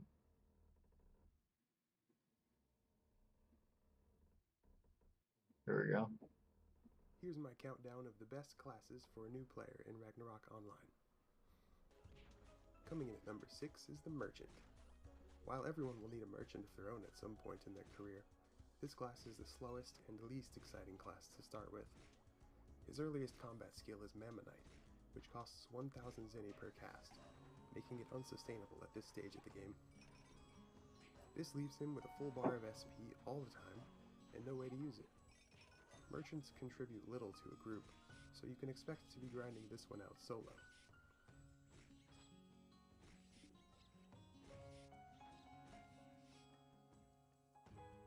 Sitting at number 5 is the Acolyte. A little faster than the Merchant, an Acolyte can heal and buff himself to slightly improve damage and survivability. The Acolyte is a bit of an X factor because his heals and buffs are the definition of group play. He can team up with any other class and piggyback off their success. If your partner levels fast or slow, so will you. You played this game back back in the days, Jordan? Yeah. Yeah, I played this game. I played Maple. I played Final Fantasy XI and World of Warcraft. Swordsman. Those are like the The 4 quintessential warrior MMOs I tank holds played. a solid position at number 4. His sword masteries give him a nice. Still have yet to meet somebody who played the same MMO I grew up on. Extra staying power. What'd you grow up Saves on? money on potions. Dungeons and Dragons Online. I think I did play that. Plenty of ways to convert his SP bar into damage. I've never tried that game. Sorties are decent in groups. I still will log in sometimes, check out my old characters. It's fun.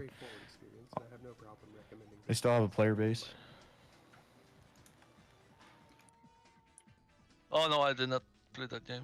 I just checked some image. Number 3 with an unrivaled ability. Yeah, it was a obscure game. Not a lot of people played it. I did play something that sounds like it, though, like dungeon something. Dungeon runner, maybe? Healers like him because he's easy to support and he kills with a steady rhythm. Yeah, it's kind of, if you've ever done like a D&D campaign or anything, like role-playing tabletop game, it's a video game version of it. The thief's only downfall is a lack of opportunities to put his SP bar to use. Stealing and hiding Like all your attacks, you have to make rolls to see if you actually hit the person. To help you kill the monster any faster. The thief's insane passive abilities are what landed him this high on the list. So if skill spamming is what you're looking for, And then you can multi-class, which is really fun, so you could make like any whatever type of build you wanted to make. You could be a rogue paladin cleric.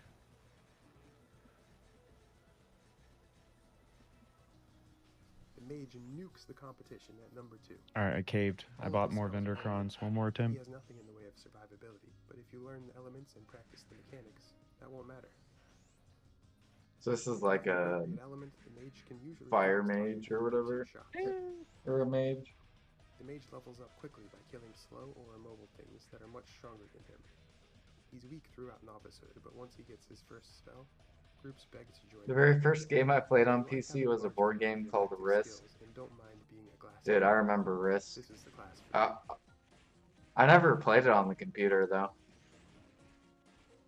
Yeah, I played it in real life on the board with a board. Right, yeah. And finally at number 1, Archer reigns supreme with a deadly combination of damage and survival. You know what game I want to play? Command and Conquer. Like the mage, the archer has easy access to the Never played that game. use of arrows. I haven't played that in years.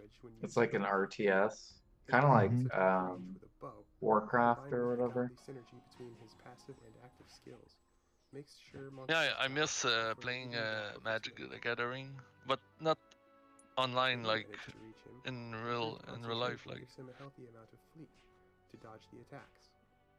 Since his attacks are ranged, he levels up faster than anyone, killing things much stronger than him that can't fight back or that simply. Alright, I think I'm gonna get my fishing set up. Naturally, We need to try to find ourselves a third for the mornings. I know I might be able to get Jimmy one of the mornings next week. That's how I would rank the 6 Cool. classes in Ragnarok. Yeah, like if you guys want to do 10 a.m. to like noon, I feel like that's not too early, not too late. Yeah. Yeah, we'll figure something out. But I'll catch you guys later. Have a good night. Night, chat. Good night.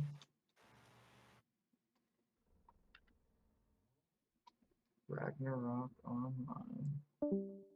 What other game? You said, or he said Dungeons and Dragons? Yeah. I've never seen that.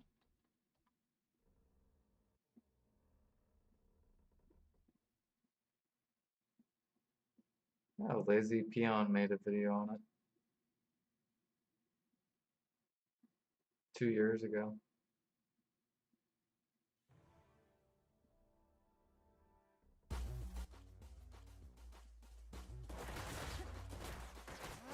Oh, look what the commercial is.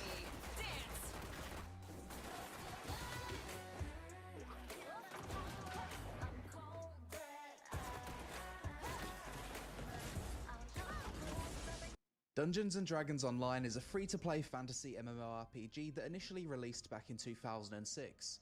Since then, the game's had years worth of content updates, new dungeons, raids, stories, zones to explore, puzzles and challenges. A somewhat recent addition to DDO a few years ago was its Hardcore League, which is basically a permadeath mode where you start fresh and try to progress as far as you can without dying Oh wow, they have a hardcore mode. We should for tell special Jimmy. rewards. In this video though, we're going to be revisiting the normal version of the game and see if anything has changed since the last time I played it, as well as see how well it holds up in 2022. But first, sponsor, Warhammer 40k Inquisitor. So many people just skip Mask that. Ultimate Edition now. Dungeons and Dragons Online in 2022, let's jump into it. If I remember correctly, this game has a lot of different classes. So for melee, you've got the Fighter, Barbarian, Paladin, which comes in two forms, Paladin or Sacred Fist, or the Monk.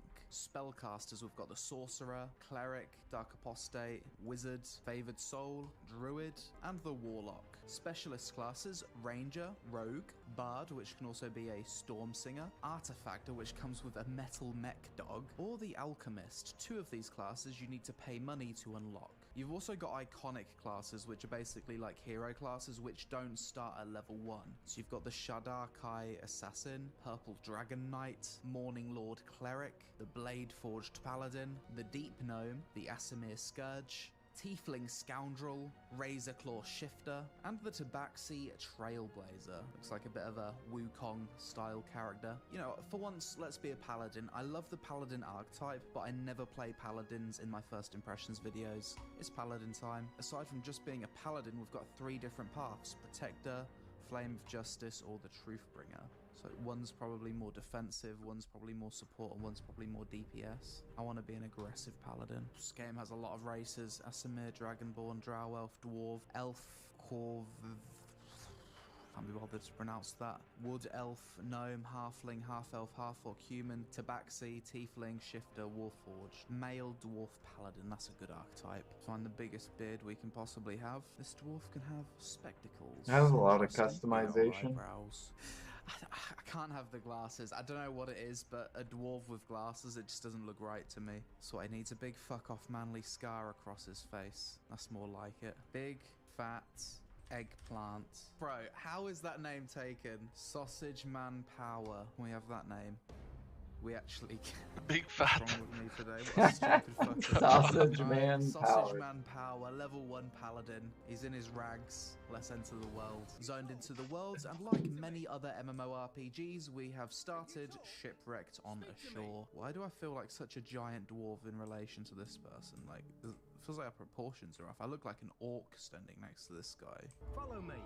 Alright, lad, I'm gonna follow our little friend. Come on, follow me. Yes, I am following you. So, smash open some barrels, get ourselves some coin. These people don't seem to mind that I'm just vandalizing their camp. Open the inventory with I, equip the sword. User interface extremely outdated. Smash every single crate and barrel we're gonna come across for the rest of this video, because of course we are. Can I jump off here? No, invisible barrier. Hello, barrel. Thought you could escape me, did you?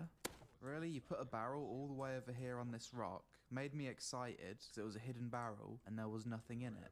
Absolutely baited. Maybe there's something secret up here. Ooh, there actually is. The developers seem to have recognized that it's fun to smash crates and get hidden treasure. I am the Paladin Sausage Man. A dragon attacks my ship. That's a great name. Sausage Man. Maybe that should be my name in every MMO going forward. Dungeons and Dragons, I think, was one of the first MMOs with climbable ladders. This game also has mantling, which even today isn't something that every MMO has. The movement feels fairly responsive, to be fair, like just general movement, jumping, running around. Pretty cool Did stuff. you know, Jordan, what Nixon did? dungeon experience, but with What did? They came out with a Steam market for Maple. Nexon did? Yeah, so like, if you buy a special item in the shop for like 3k NX, you can put your item on the market, on the Steam market, and you can set the price you want. Well, if you sell it for 80 bucks and everyone is selling it for 10 bucks, it's never gonna sell, right? But you have to sell the price that people buy at. But like Nixon takes like a cut, I think, on the total sold. But yeah, it's pretty nice. Dang. So you can like sell like gear in the game for like real life other games basically. Dungeons and Dragons game. Treasure chest or mimic. Because treasure like chest. in If Reboot, I you don't pay have money, I trading can in re-roll auction house, loot. right? So Interesting. the You fill only a way to get giraffe. NX Okay, so there's item, obviously a hidden passage like here. the permanent Use the one at search least, skill to locate it. because in the Search shop skill. there's a It's bunch quite of cool, really, NX that this item game that has the last 90 secret days. walls where you can search But the them, and permanent it's one, like a like hidden path. you have to It's buy kinda those old premium school bucks RPG, that and it's you like don't see many RNG, modern and you MMOs can see what you actually can have get from that. them, but Another it's player like here, an RNG. So elven archer, and so here what we've got happened? It's like another dwarf player. basically you had It's to like a buy those bucks to spellcaster get though. So that's some nice to NX, see. but Even now in you the can starting just go on area, the there Steam are market still and people get what playing you the want. game. To be honest, Not I didn't have to deal with expect to RNG see and many shit. other players. I just assumed everyone would be at end game or something. Next quest, enter the crypt. Talk to the I think crypt it's keeper, really good addition desecrate to the the game. crypt even more. I'm sure that's gonna give me some good karma. Sarcophagus. Yeah, fuck you, Sarcophagus. And I'm the still nice thing, paranoid it's from like it's opening every permanent single NX, so chest when you because a buy few it on your weeks ago I character, played it's like another it's winter, gonna last and there was a forever. mimic in It's that not game like that scared the shit after out of 90 me. days This it's made gonna me poof. paranoid of every chest in Right. every game. Finished vandalizing the crypt, rewarded with some copper. We also completed all the optional objectives, so now we're gonna finish adventure, and that's gonna recall us outside of the dungeon. Amulet of the Brute. Yeah, I look like more of a brute. Equip the amulet. We got some new robes. Longsword of Double Strike. That seems like an upgrade. Longsword actually has a pretty cool effect on it as well. Surprised to have such a cool sword for the start of the game. Small brown spider. Mate, if that's a small brown spider, what's a big brown spider look like? Oh, should we do this mission in first person to help me get over my fear of spiders? Right, we're not scared of spiders. Look at it. Look at it, Craig. This is something that I always forget that Dungeons & Dragons Online has. Puzzles. I think the last time I played it, it was something that really impressed me about the game, because a lot of modern MMOs don't really have decent puzzles, and I don't really know why. Stuff like this definitely makes the game more engaging than it would be otherwise. This, and we've lit up all of the corners, puzzle complete, we can take the scroll. So now I'm level 1, rank 4. So the way this game's leveling system works is a little bit different to normal games, I guess. I wonder when I'm going to unlock some abilities. Perhaps I've already unlocked abilities, but the game hasn't notified me to put them on my hotbar. Bunch of XP, level 1, rank 5 now. Bags are getting nice and clogged up, just the way I like it. This sword has a +3 swim and +3 jump on it. It's quite random. You don't typically see stats like that in MMOs. Alright, let's take the two-handed great axe and see if we can actually use it. I'm not entirely sure we can. Doesn't sound like much of a paladin weapon to me. Oh, never mind. I'm a great axe-wielding paladin now. I just get a quest to open the store. Mate, really? You're gonna give me a quest to open the DDO store, and you're gonna take me to a web page? You haven't even got an in-game store. I hate it when MMOs do this. So we've got frozen ice here, and it looks like we're gonna have a little puzzle. Twist the valve, and that's gonna turn on the light. The valve here. Both valves turned, lights are on, the door's unlocked, and both of these valves unlock this door. And now what? Hit the gong. You hear a rumble from a larger room. Oh, wait, maybe it's actually in here. So if we close the door, that trap's gonna stop being annoying. Hit the valve. Do it again. Do it again. Try hitting the gong. Okay. Second strike cracks ice. Oh, okay. Quite a cool little puzzle, really. Operate the lever, get ambushed. I appreciate that even though I'm early in the game, I've already encountered a puzzle that kind of stumps me for a little bit. It doesn't take too long until you get to the point where you feel like you need to use your brain. The thing I appreciate about this game is that it makes you want to explore every inch of a dungeon. Like maybe there's a hidden room or some treasure or something. It's quite cool. And now I've got another puzzle. And it's done. Quest complete. Rank 6. Some of these early puzzles, surprisingly engaging. I can't even imagine how complex they're going to get later on into the game with some of the end game content. So as a dwarf, it seems like the game's going to give me clues as to where there's hidden pathways. That's pretty cool. If I remember correctly, the last time I played this game, I didn't have such clues. So I guess this might be one of my ratios. We beat them off. Wait, we what? That didn't sound right. As far as a solo MMO experience goes, this game is really good. It very quickly engages your brain early into the game and has you fully exploring things and paying attention to your environment. Yes, early on the combat is absolutely basic, just spamming left click. clicking things down, but it's the environment and the interacting with the story and the puzzles that keeps you engaged. I can't really think of any other modern MMOs that's given me that same feeling. When I logged in today, I got a little notification saying that I've got points to spend, so let's do that. This game has quite the talent tree. You've got tons of different things here that you can spec into. You've got your race talent tree, Slayer of Evil. That sounds good. I've spent all my points. I've specced into like 3 different trees. Probably far from optimal, but I don't think we need optimal. Into the next dungeon. Very eerie. That's pretty cool. I like that the dungeons in this game have like optional objectives where you can get bonus loot in these treasure chests for fully exploring the dungeon. I didn't find the key required to open this door whilst playing this, so I guess it pays to fully explore your surroundings in this game. That's cool. So if you fall off a ledge like this, you can like hang and pull yourself up.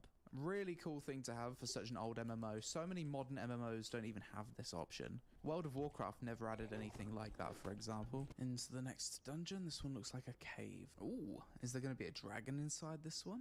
Come, there isn't much time. Oh, some voice acting on this one. Yeah, this is a really big dungeon. Bigger than any other dungeon that I've gone in so far. Lever number 1. Lever number 2. If I jump, will I die? No.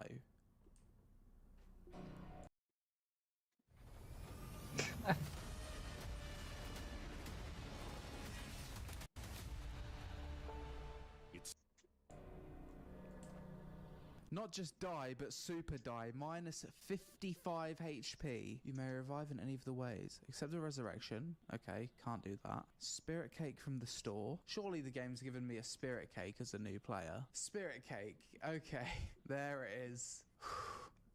Right, lesson learned.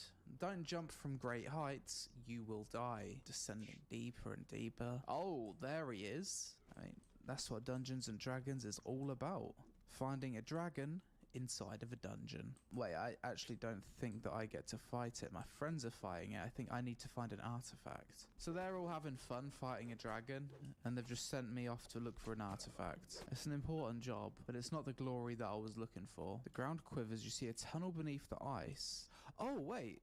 You can actually see the dragon from beneath the ice. That's really cool. There it is. There's the dragon. Are we going to take him on? Wait for the opportunity to strike. At last. Okay, so this is the artifact that I've been looking for. Lots of treasure around the room as well. Classic fantasy dragon. The dragon is locked in a contest of wills, so now I can smash the crystal. Dragon reasserts its will and looks very annoyed. I can see that.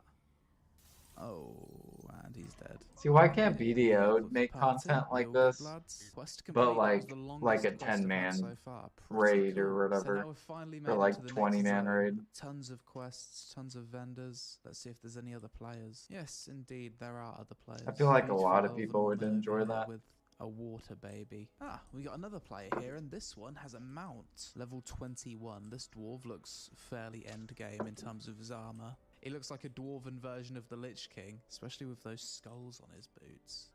Like, imagine if they came out with like a raid type thing where you could do it in 5-man, right?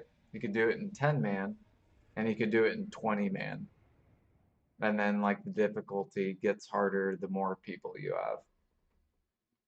Okay, this is probably the coolest player I've seen. Wait, you're only level 3? You look like pure evil energy. Another player, level 5. Yeah, this seems to be the main city where everyone's hanging out. That's, oh, these are bigger spiders than the one we've dealt with in the beginning of the game. A little bit more unsettling. I'm it would not be a so fan fun. of this. They've heavily infested the area of the I miss like playing an MMO and like seeing people in town. Infested. I've never read the word infested and felt happy. Well, you don't like Sometimes I seeing, wish you don't that like going to fantasy Velia worlds Beach? actually existed. Like when I was younger, I really wished that No, I like could be in the world people of sitting Harry in Potter. town I with was like crazy gear absolutely glowing obsessed and with shit, it. But and if be you like take and more being than like, 5 oh minutes shit, to think about I'm it, gonna in grind all because I want to fantasy look like that. universes, You know what I mean? giant-ass spiders Oh, like yeah. that actually exist. It's like I a think bit that's gotta be a nope. Even if in magic the World is of real, Warcraft and you can really back be a then, wizard, I we think see I'm gonna people have to with pass. full You flinch Black as an Temple gear uns.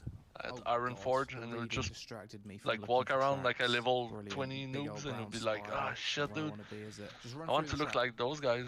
That'll burn the spider, surely.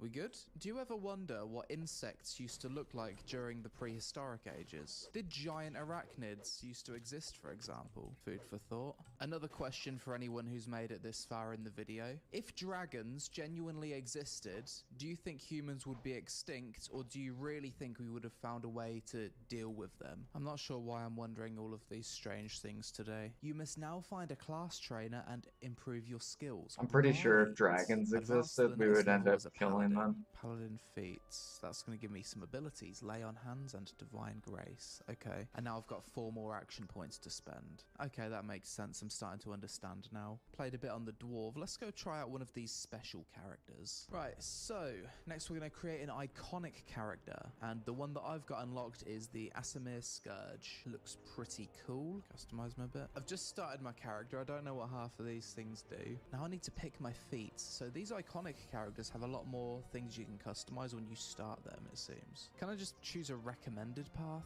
With all of these options I've been given, I don't think these iconic classes are really intended for new players. It's like instantly overwhelming. Favored enemy, Reptilian. Alright, there's my Asimir Scourge. We'll call him Groundwater Collector. Out of all the MMOs I've done first impressions on, the Why names does he? that I've come up with in How this does he one even think are of these probably like some of the random ass worst names? in all of my He views just on like puts YouTube. words together. Groundwater Collector level 1. Let's go. So I've started as a level 1 in some kind of inn. Right hook, left hook, kick him in the balls. My dude's had a few lessons of Muay Thai, it seems. Talk to Budget Gandalf. Accept Ranger training.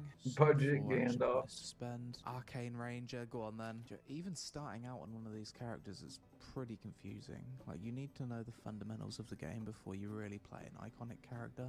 Advance to level 15, leave the Garret. Can you just make me level 15 without me needing to do all of this every time? It's a bit of a ball ache. If I just leave, am I going to be level 4, or will that be like a quick way of getting to level 15? That's going to take like 30 minutes otherwise. No, I need to manually get to level 15 by talking to him for about 30 minutes and choosing my abilities. It's kind of sapped my willpower to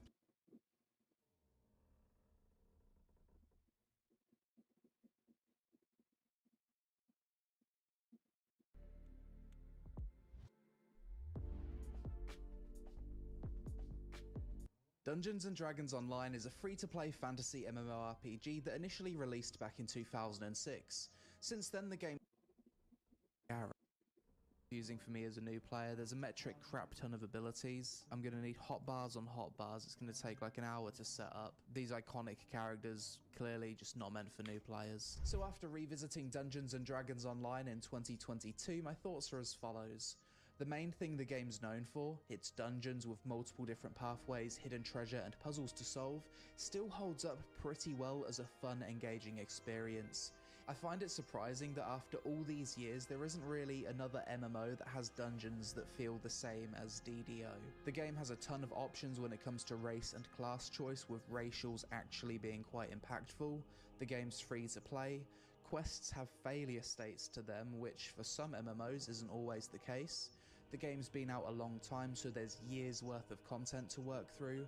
The game does still maintain a small dedicated player base.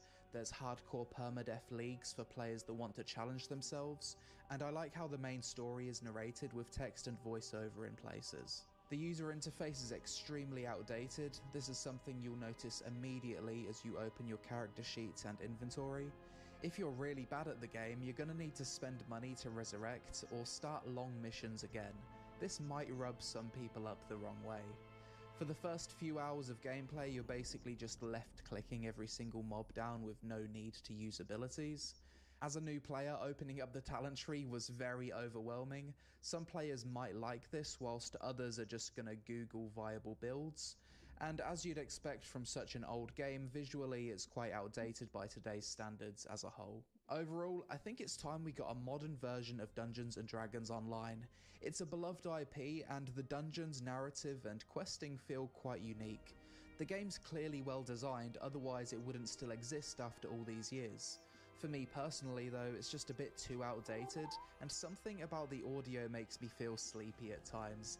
A great game to relax with, or to play before bed as a cure for insomnia. But that's it for this video, guys. As always, let me know your thoughts on Dungeons and Dragons Online in the comments below. He said it's a great game to play if you're sleepy, but you can't sleep.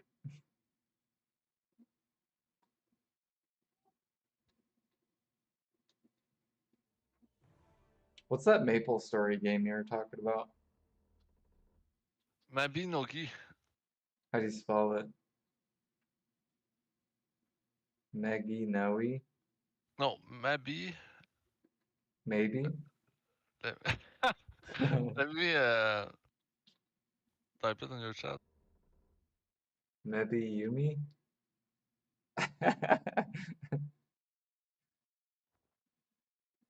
Ah, Mabinagi. It looks like the Ragnarok, I feel like.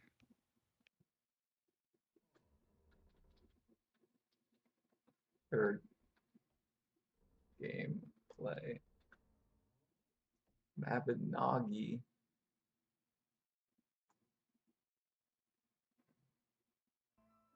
So first up, we're going to talk about Mabinogi's gameplay loop. Now we're going to talk about two But sides of the coin when it I comes swear to it was in Dragon. 2D. If you're new I to don't know the why game, this one is like in early 3D. game to mid-game Mabinogi is wonderful. There's tons of things to do, tons of progression to have, and it's really fun and rewarding for this part of the game. What you're going to do early to mid-game is run dungeons, and these are randomly generated rooms.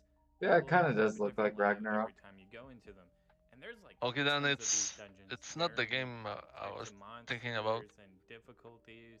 It's really fun when you're new to the game. Now, additionally, there's also shadow missions. Those Have you are ever really heard of fun, Fly for and this Fun? is where you're gonna Yeah, I honestly played be that. spending most of your time as a new player, as well as the story missions, because those are crucial. Gunbound? Oh, have you guys ever played Gun Z the Duel? Gunzy?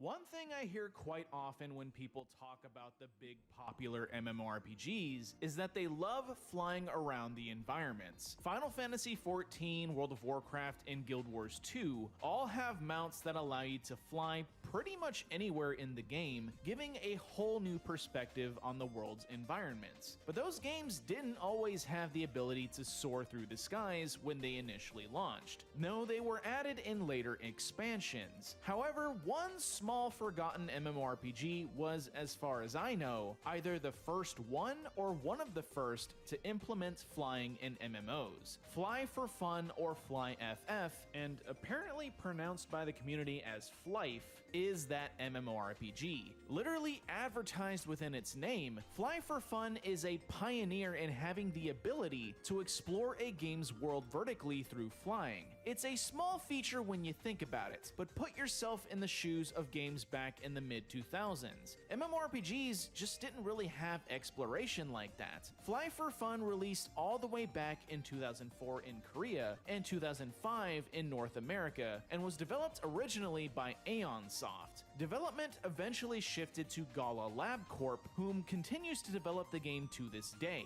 As you can see, Fly for Fun has been a long-standing free-to-play MMORPG in the landscape, but it's a game that is rarely known Yeah, or this talked game's about in just like 2024. video, like I originally kind of. covered the game in a Dead or Alive Like you video grind back mobs. in 2020, talking about the game's various struggles through its years. Now, with the game being 20 years old, Yeah, I wanted think to it has see if there's any enhancing, too. reason to go back and play All Fly these for KR Fun in games are like 2024. literally the I same. remember it having a Like they're all decently grindy large and player base back in the day when I played back in Okay, middle the school. game I was talking But about in is 2024, it's probably safe to say it's not as popular anymore. Papa I would assume Ya Tree of Savior.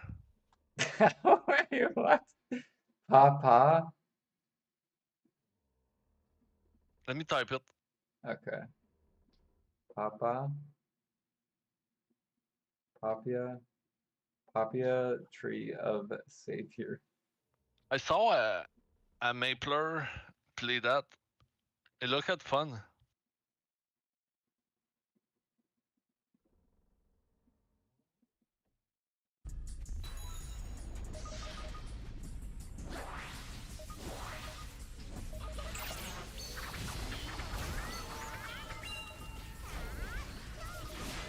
kind of looks like Lost Art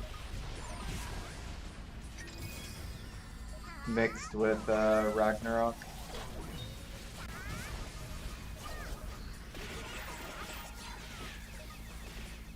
Like, True Savior looks more fun than Ragnarok from the like an outsider view. You know what I mean? Like, I'm not saying it is, but it's like, I don't know. I feel like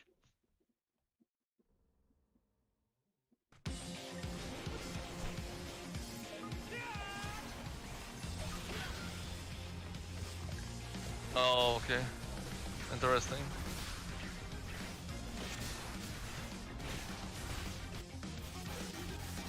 It just looks like a more updated version of Ragnarok. Yeah, it looks like I would prefer that one, but unfortunately, it's more ADHD. Still, the combat looks so fucking nice.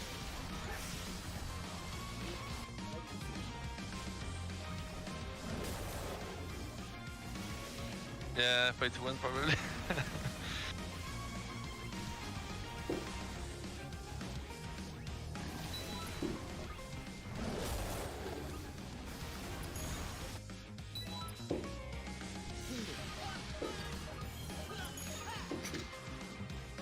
I don't know, I get like the maple itch with that game.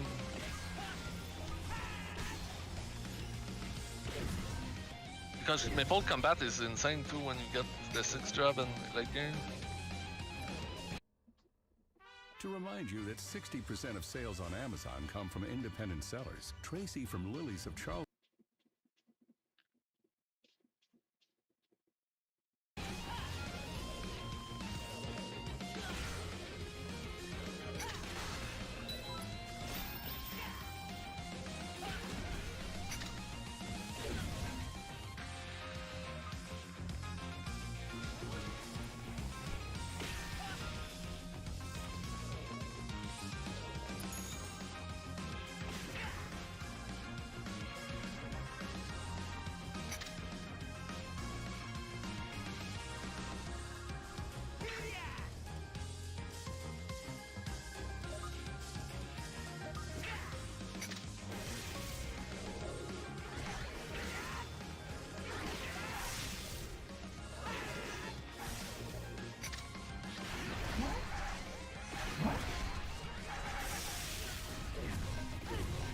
Fucking attention, no pity.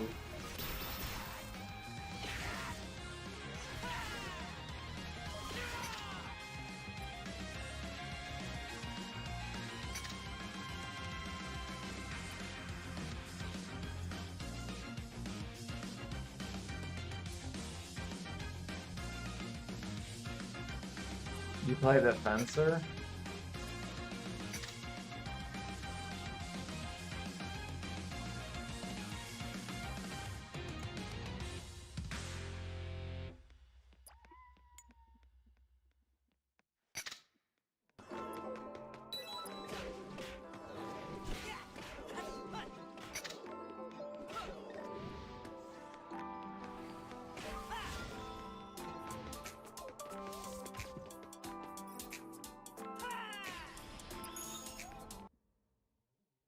There's a scout build.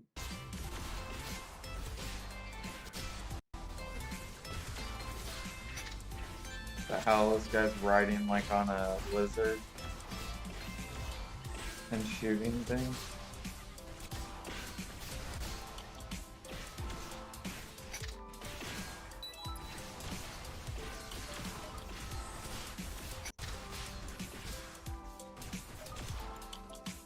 They don't even have fence around here.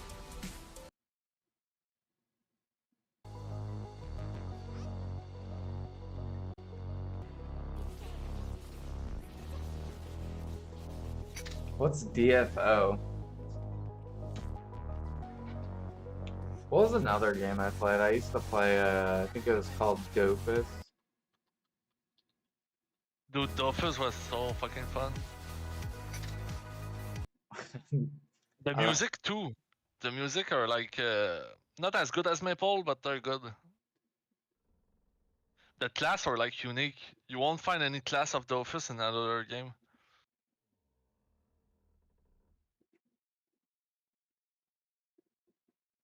Dude, I haven't seen this game in Welcome so long. back, ladies and gentlemen. Today we are covering the They next made a and graphic comic engine game in the update series and recently. It's like Dofus the quest 2.0 to now, find the 3.0 6 now. Dofus Dragon Eggs. Once again, You have like how skill you can and make shit. your character look. But the game makes up for this in the amount of choices you have in classes. Dofus currently has 19 classes to play, all of them playing vastly differently from one another. Many of them are also in Wakfu, but there is a newly added That's all class that in left. Dofus that is not in Wakfu. Hellgate? All No, the I've classes never in played Dofus Hellgate. relatively work the same, but for consistency's sake, I'll list them all here Have you again. ever heard There of is that? Ekaflip's Coin, the unpredictable fighter, Enrip's Hands, the healer, Iop's Heart, the reckless I'm thinking warrior, daily Claw's of range, the archer, playing Fekka's shield, the Dofus again. protector, Sakura's Like, blood, no the cap. berserker, Sedita's shoe, the druid, Do you miss Osamoda's playing whip, this the game? summoner, Yeah, it Unitron's was fun.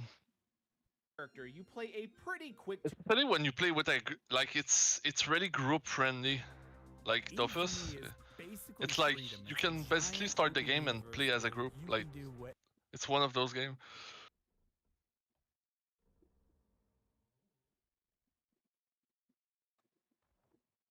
Like the combat is synergize with one tactical, another but won't it's really fun, matter. man. But later on, or in dungeon content, where enemies are a lot tougher, your ability to read the battlefield becomes I much use it more to have key. a 8 Solo account, players will Jordan, appreciate and that, I was like soloing Wakfu, dungeon myself there is a sidekick because I system, did not which have is any a friend. controllable party So I made member that 8 you can accounts, use in and I was battle like that will help just fill playing out a 8 group if you characters at can't the same find time. other players. Unfortunately, much like Wakfu, sidekicks are largely obtained in the cash shop, with only a few of them being earnable in-game, but at least there is an option for solo players. The combat is simple in its design, but masterful in its execution. Lovers of the tactical turn-based genre will absolutely I was playing as a enjoy the Kriar, combat system it's like in a Dofus. tank. The combat goes even Then when deeper you with the get variety of character you have a lot of classes and HP, builds and when can you have in like Dofus. attack, Certain classes you cause regen your major HP. status That's pretty effects, sick. can push or pull enemies and allies, I don't summon extra remember what I creatures, played. raise or lower statistics, I haven't played and the this list in like goes years. on. For a game released all the way back in 2004/2005,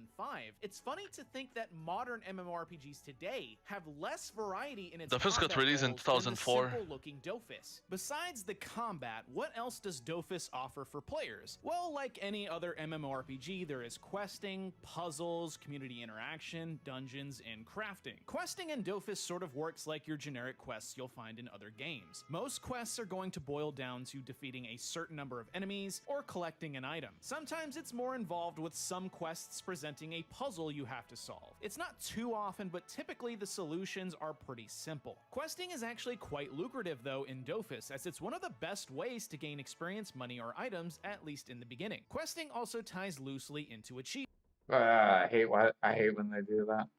Achievements in Dofus reward experience, titles, name I badges, hate called questing. ornaments, items, money, which is called commas, and achievement points. As you progress, I recommend completing quests you come across as well as achievements to help boost your leveling progress. Dungeons in Dofus are less spectacular compared to other MMORPGs though, because of its combat system. Essentially, entering a dungeon presents you with several normal fights, where you will fight a group of enemies and then a boss at the end of it. Not much past that. Many of the dungeons will feel cut and paste, since realistically, Knights they are. Online, One I dungeon you remember will that fight game. balls, another dungeon you will fight skeletons. I can give this a bit of slack though, because honestly with how Dofus works, I remember that game.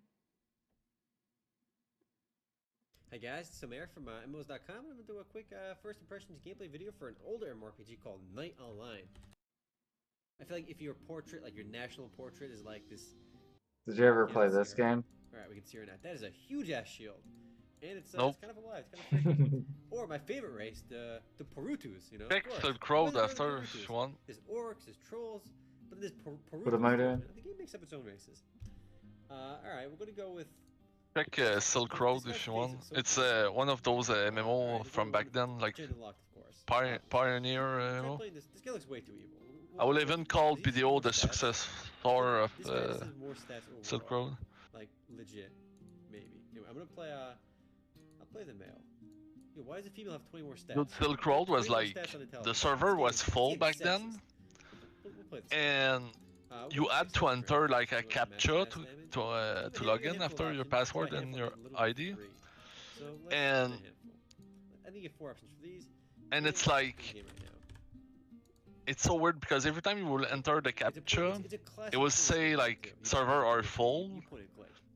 But look how many players are online. and then sometime you'll be lucky someone will log out and it will like bring you in. Like, killing wolves? Oh. And it's like I remember like trying to log in for like 30 minutes sometime, like literally. You could like log in always without interruption if you have the pay to win things, but like me when I was younger, I did not have it. Earlier, I almost croaked. All right. Awesome. Now I have to go all the way. I'm probably not going to be on that much longer, Jack. Close it out. I am sleepy. Kill some more worms. Oddly too, you know, this game's popularity. It's one of those more. So I got a one short sword over here. What's my weapon right now? I start with a short blade +3. Awesome. So Played Perfect World over Silk Road. So is it level requirement or just stat requirements? It looks like.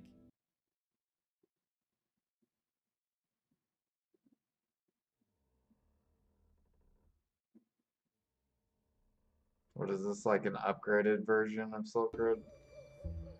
Not sure. It says 2004. An ad of PDO, lol.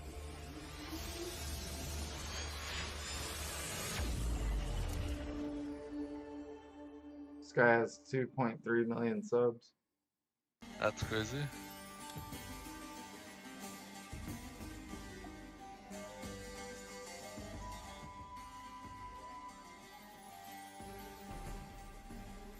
You had to choose between two kind of character, either the Chinese character or the European character, and both had like some perk.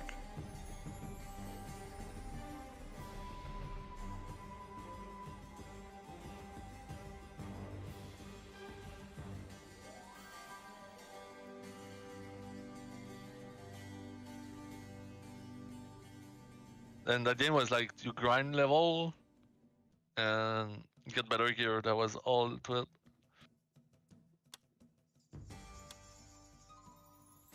I heard there was like a lot of people that had like cheats or something to like level Oh up.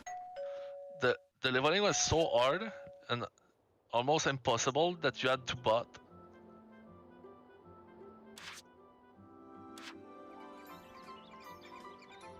The hell is this guy's face?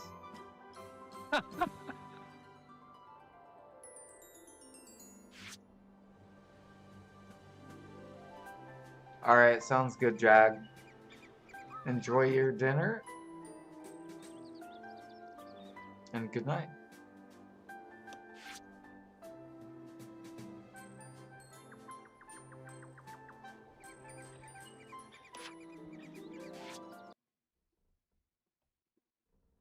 Do you guys remember on Maplestory the vacuum hacks? Yeah. I want to see. I want to see someone like hacking on fucking Maplestory. Dude, I was hacking by then, like early, at some point, like when everyone was hacking, I was hacking.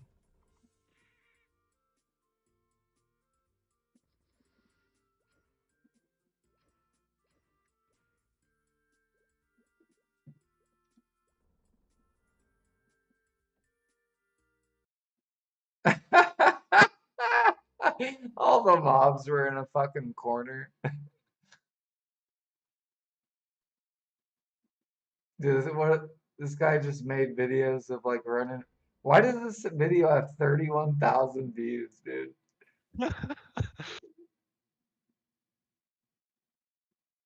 All these people are going back to like the old days. Dude, it was impossible to grind high level in the old days. People started hacking and shit. He said, gotcha. It's a fire poison mage.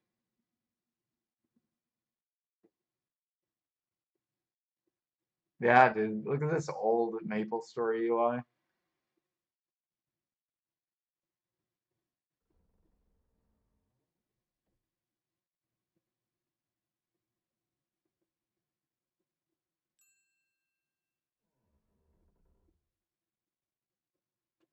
There's no music or anything.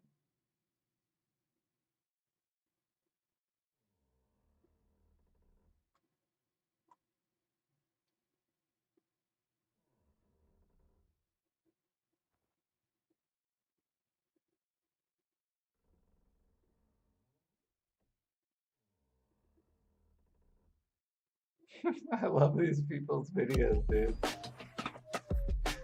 Like, I love how this guy has 39,000 views, dude.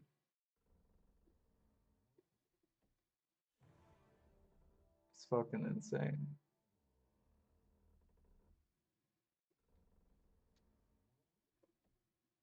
"12 years ago." That was way back before fourth jobs even existed. Yep. This is like when I first played Maple. Like before fourth job. I remember so many people were hacking. Yeah. It was like patch v.35, I think.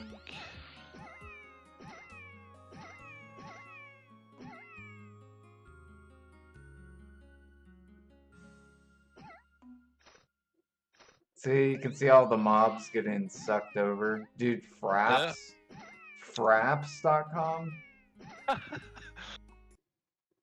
Bro, hold on.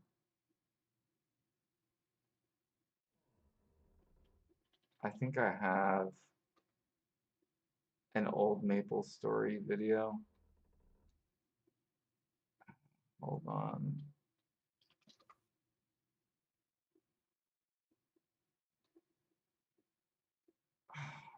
I don't remember what I called it.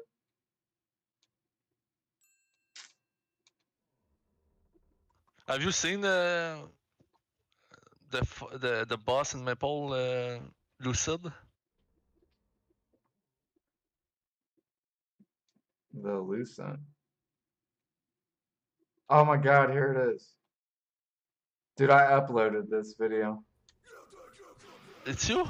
Yeah, this is me. Oh shit.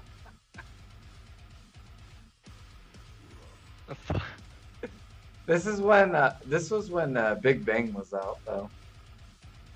Dude, that map was so fucking like crowded. Oh, the scarecrows? I know, right?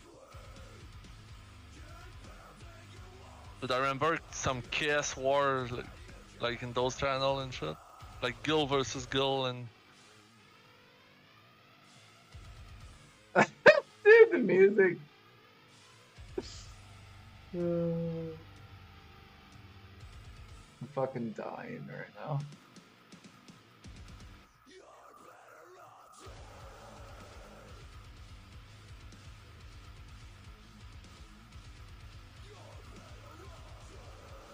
Like, look at the way I'm talking to this person. I said HS ho.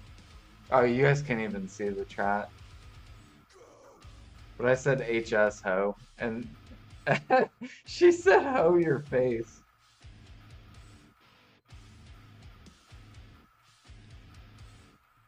well, you were playing Ice Lightning Mage by then too. Yeah, that's why. Well, that's why I picked it up again. Because, like, I didn't even. I don't think I got this guy very far. Dude, that's fucking hilarious that this video still exists. I like your videos, man.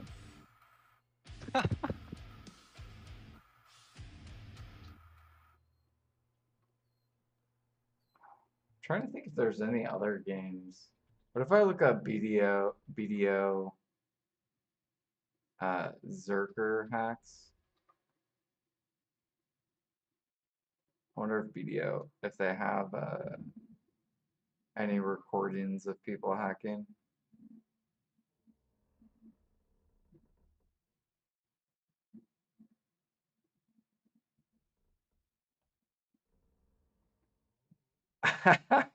This is 6 years ago.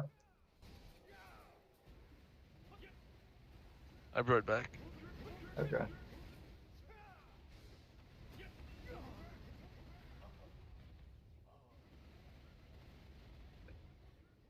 His name is XD. Oh, he's playing Striker. Yeah, if I remember people were using Zerkers to like hack them.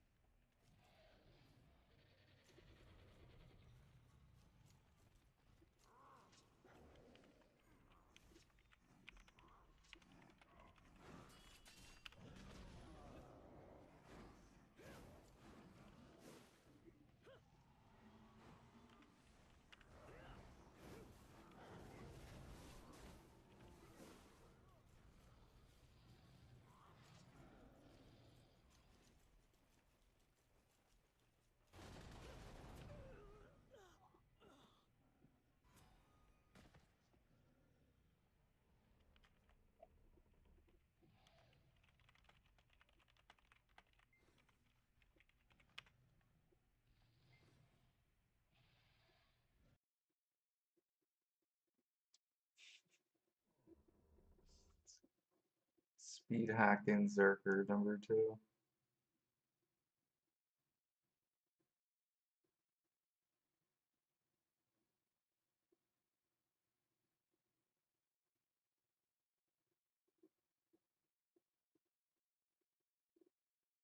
Wait, this was 1 year ago.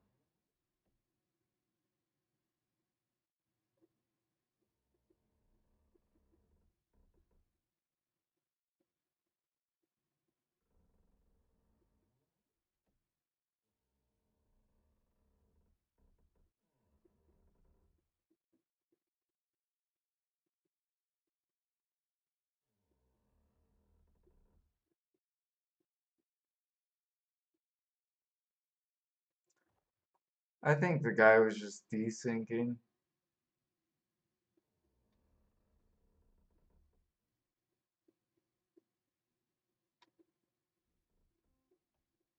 Alright, let's go, you know what,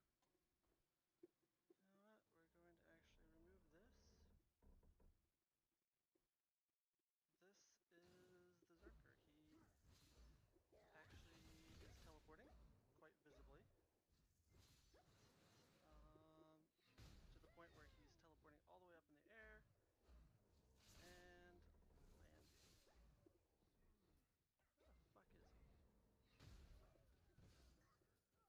Hey, it's the same guy, XD, XD, XD. Okay, and here it goes. Woo! He's been doing this for like consistently. Sometimes I die by fall damage, sometimes I do not.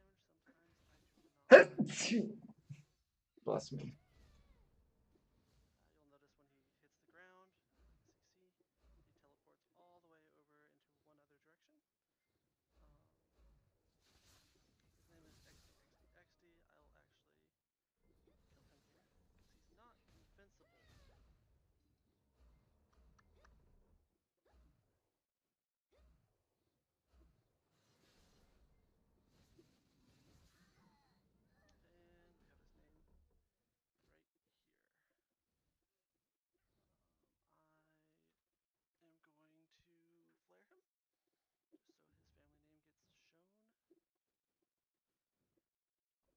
6 years ago. So what year was this?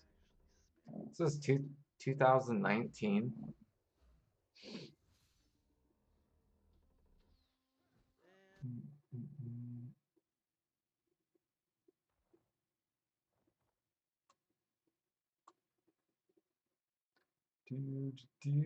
Do.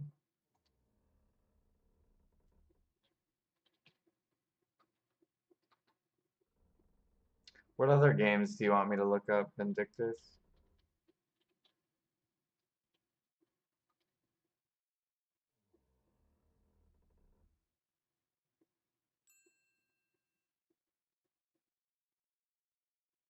Oh, why does this have Maplestory in it?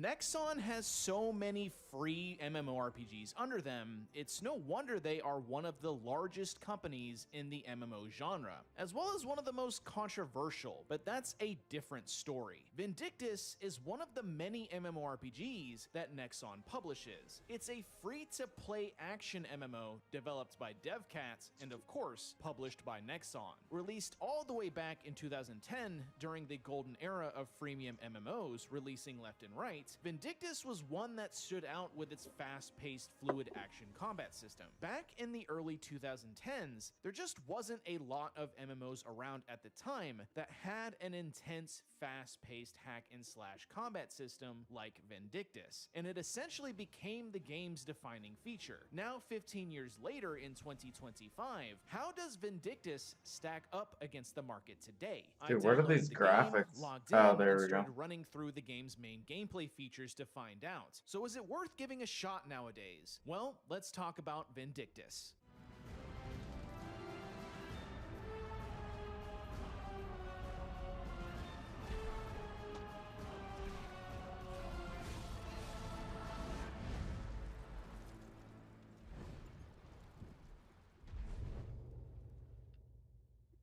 Playing Playing Vindictus is pretty easy nowadays, having the options of downloading the game from either Steam or Nexon's launcher. Wherever you download the game, once you log in, you are greeted with a title screen that changes depending on the game's current update. This one is strange chibi characters, with one of them having What the hell is even that? Clicking login brings you to your character roster, where you can begin creating a character, or rather choosing a character to play as. Instead of creating a character in Vindictus, you choose to play as a character within its world, similar to Dungeon Fighter Online. Each character sort of represents a class, with each one having widely different playstyles. Unfortunately, like Dungeon Fighter Online, characters are gender locked, but luckily there is quite a lot of characters to choose from, with some of them even having alternative weapon types they can use. Currently, there is a total of 26 characters to choose from, with about a third of the cast having the ability to use 2 different weapon types. Once you choose a character, you can then customize how they look very slightly, choose a name,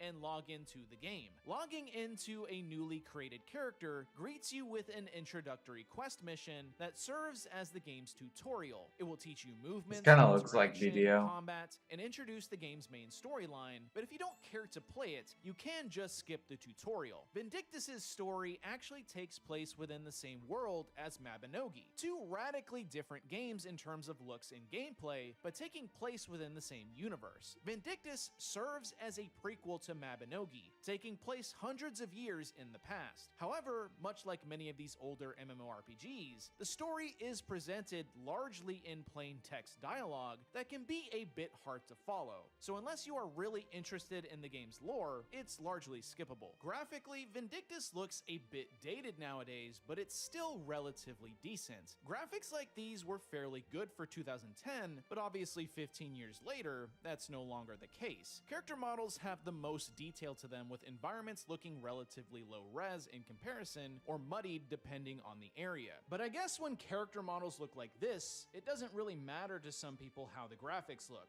We'll get to that in the cash shop section. Musically, the game sports a variety of different tracks in theme, from the calm, relaxing tone of the town themes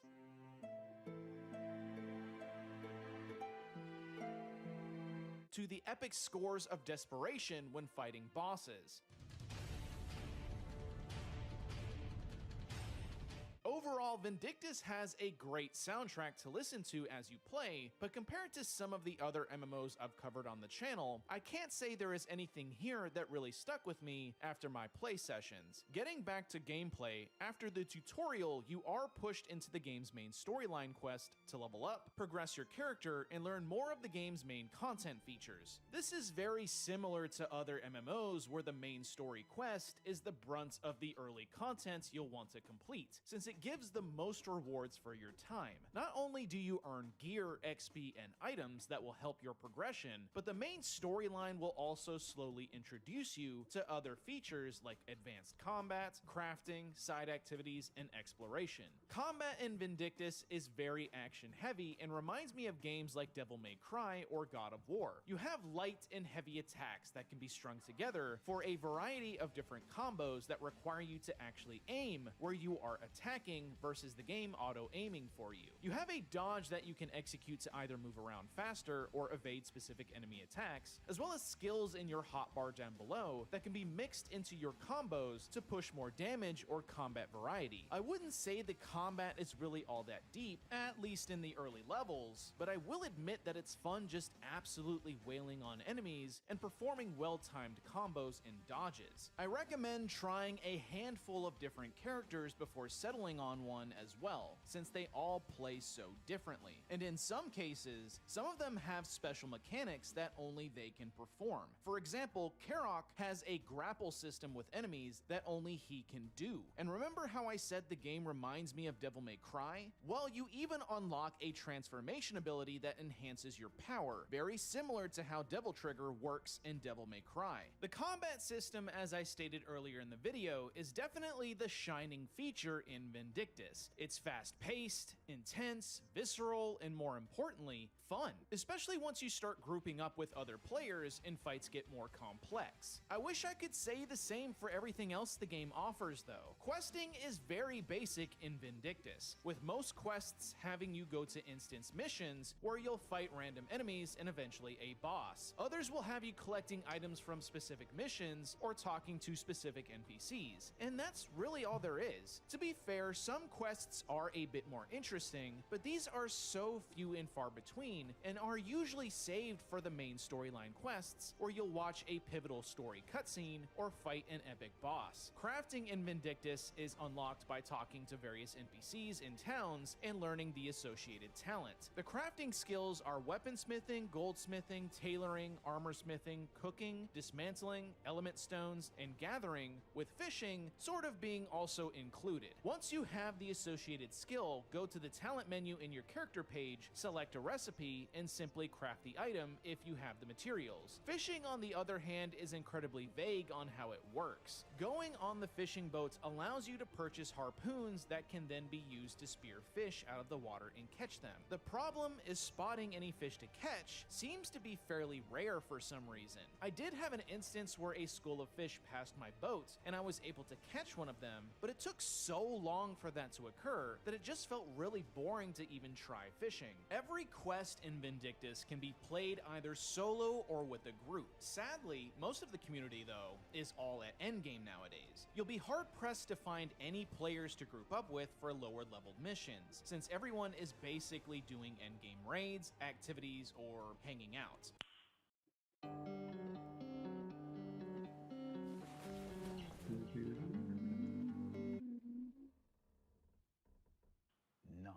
Now you can sort of get the experience of group content by doing the lounge board missions, where you'll have an AI-controlled party member. In fact, the lounge board area has a system where you can bond with these other heroes and get bonuses for doing missions with them. However, if you really want to try and get real player groups for lower leveled content, you can join a guild and engage in some of the social aspects like the guild house. But honestly, I recommend just grinding out the storyline as fast as possible to get to the end game. Speaking of endgame, the endgame consists of group dungeons and raids, which unlock once you get to the max level. As you can imagine, the endgame dungeons are absolutely chaotic. Unfortunately, like a lot of these older MMORPGs, Oh shit, though, all of Vindictus. this fun content will probably never be experienced by most of the new players who jump into Vindictus. This is because of all but of the the graphic. bloated progression There we go. systems. It's not as bad as, say, Dungeon Fighter Online, but it gets Kinda looks close. like BDL. Beyond your level, you have your equipment, which can be earned through quests in dungeons. Gear can be improved a number of ways for extra stats, which of course can fail, resulting in wasted materials. Skills and abilities can be leveled up using a resource you'll gain from instances. Extra stats can be earned from acquiring titles and completing achievements, which both titles and achievements will have you playing through everything in the game to You squeeze remember out that Ash extra and power. Piracy? Then you'll have things like artifacts, runes, alt character I think bonuses, he's playing pet Vindictus now. collection. It can feel like He's a lot playing to grasp, Vindictus? but there is a lot of resources online that can help break down all of these systems to better understand them all. PvP wasn't mentioned earlier because, well, Vindictus removed This PvP is a from the game called about a year Vindictus. ago,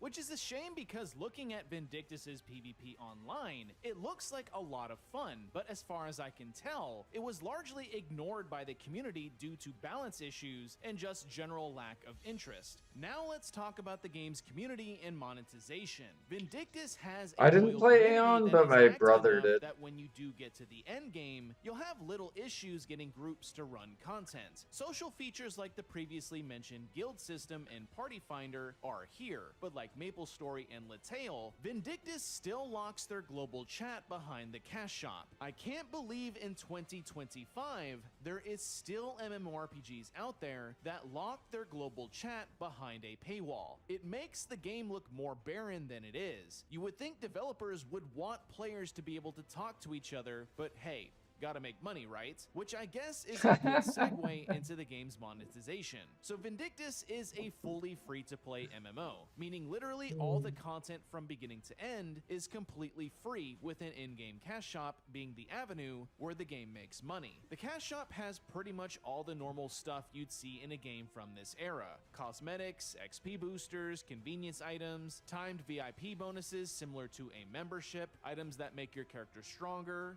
Yup, all the stuff we've seen in a normal pay-to-win MMO. Now you could argue that it's really not pay-to-win. Well, I'm telling you, Maplestory is probably one of the less pay-to-win MMO right now in 2025. Free players can earn premium items via the auction house, but You players think who so, spend with money in the game cubes? over those who don't will Yeah, have but a much in Reboot, easier you buy time cubes with making Manzaus. a decked-out character over someone who doesn't, in addition to making their character look like a sex doll. Yeah, beyond the cash shop having a lot of pay-to-win conveniences, the cosmetics in this game are on another level in terms of sex appeal. Now, Holy the shit. First Descendant is another Nexon game that has a lot of fan service, but Vindictus just takes it to a whole nother level. It was really hard for me to take the game seriously when I would run by half-naked anime characters in town, male and female. But I suppose if you are into that sort of thing, Vindictus has it in spades, and apparently the player base loves spending thousands of dollars on their character looks. Vindictus at this point is a 15-year-old MMO. It has arguably the best combat compared to its competitors, but sadly that really seems to be all it has going for it. The world feels disjointed since everything Sounds is like instanced BDO. and not seamless. The player base feels so separated from each other due to its lack of global chat that is free, and all of its other features are either superfluous or half-baked. For new players jumping in, there is fun to be had here, don't get me wrong, especially if you can grab a solid group of friends who will join you along the way to max level. But it is hard to recommend this game over other free-to-play MMOs on the market that have released before this one. Wildstar? Why did Let's wrap up Wildstar things on close? Vindictus. Like, I heard For it the was a fans really, who really good game. I remember I had a group of friends that were playing Wildstar.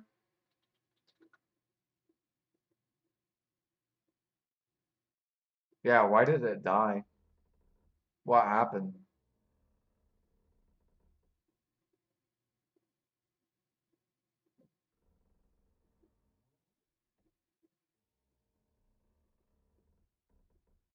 Watch to the end for a discount code to Restream's upload and stream.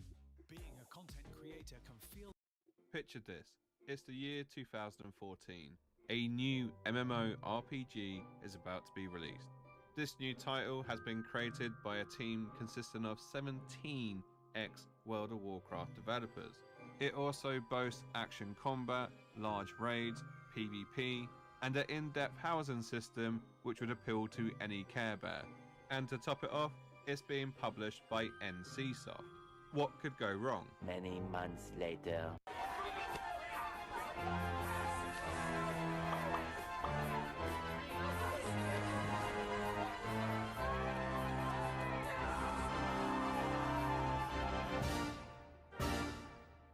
I am, of course, talking about Wildstar, which is arguably one of the biggest MMOs to close down in the last 10 years.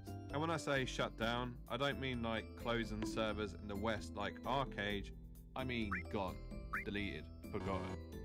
And like many of you, I never even heard of Wildstar until long after its doors were firmly closed by NCSoft.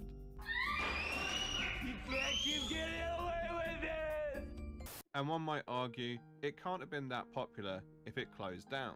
But to give you an idea as to how popular it was, on launch the player numbers were estimated to be around 450,000. But due to a number of issues and bad choices by the devs, player numbers started to dwindle, and less players means less profit. And given NCSoft's history, it was only a matter of time before the plug was pulled. And that's the thing about MMOs. They Wait, never, was BDO and less in that? players means less. We had Blade and Soul was fucking popping off. Guild Wars 2. Doing good. Aeon. Lineage 2 and Lineage. Profit. And given NCSoft's history, it was only a matter of time before the plug was pulled. And that's the thing about MMOs, they never truly die as long as the fan base and some tech-savvy individuals have the motivation to try and keep the game alive. Just like I'm motivated to keep my YouTube channel alive by playing dead, dying and relevant games and then doing an in-depth review which nobody watches. Like and subscribe. So with that in mind, I decided that I would finally play WildStar and see for myself if it truly did close too soon, or was it justified. Yeah, like I remember when this game came out. My friends Some played of it. you might be wondering, how It's on the earth am I wall going to killer. play WildStar if it's closed down? Well, the simple answer is private servers. And in particular, Remember people I'll be saying using the Nexus Forever server emulator. But be warned, this is a massive undertaking this team has taken on, and it's still a work in progress. So it's not the game in its entire glory, but it's as good as we're going to get for now. And to anyone wondering, was all this legal? Absolutely fucking not. But let me make clear, this is a fan and passion project. It's not making any revenue whatsoever. And for that reason, NCSoft will just not be interested in what's going on here. Not until it suddenly becomes profitable. And arguably, it could be considered abandonware. And to anyone interested in trying out this emulator for yourself, I'll have an article on my website with the finer details as to how you can get started. But anyway, I was installed, I was ready to go. All I needed to do was choose a server to play on. And there are a few different ones to choose from, all in different states of completion. And for no reason whatsoever, I chose the EU roleplay server, Omicron. I think that's how you pronounce it. Let's begin. First up was the most important part of any MMORPG, and that was of course creating my character. In typical fashion, I was asked to choose my race, and unfortunately, pretend dog on the internet wasn't an option. There was a wide selection of human looking things, cyborg looking things, and of course the fan favourite, furries. Depending on what race you choose will actually lock you into a faction, which back in the day would have had a bigger implication if you were doing PvP. But anyway, I decided to go with the hamster race, purely because it has a smaller hitbox, which means I'll take less damage. That's honestly the only reason I chose it. No other reason. Stop judging me. Now, depending on what race you choose will determine what classes you're allowed to be, which I don't have a problem with, apart from when it comes to WildStar, it makes no fucking sense because some characters can be all classes and other races can only be 2 or 3 of them. Like, honestly, I can't wrap my head around it. So I went to Reddit for the answers. Moderate /r/livestream fails. Delete all hateful clips of women. No! No, not /r funny. Downvote. Downvote. Downvote. And what Reddit told me was the reason for this was because A, the devs ran out of time, or B, they were just too lazy. Thank you, Reddit. I guess you're skipping this week for Maple, Jordan. Themed MMORPG.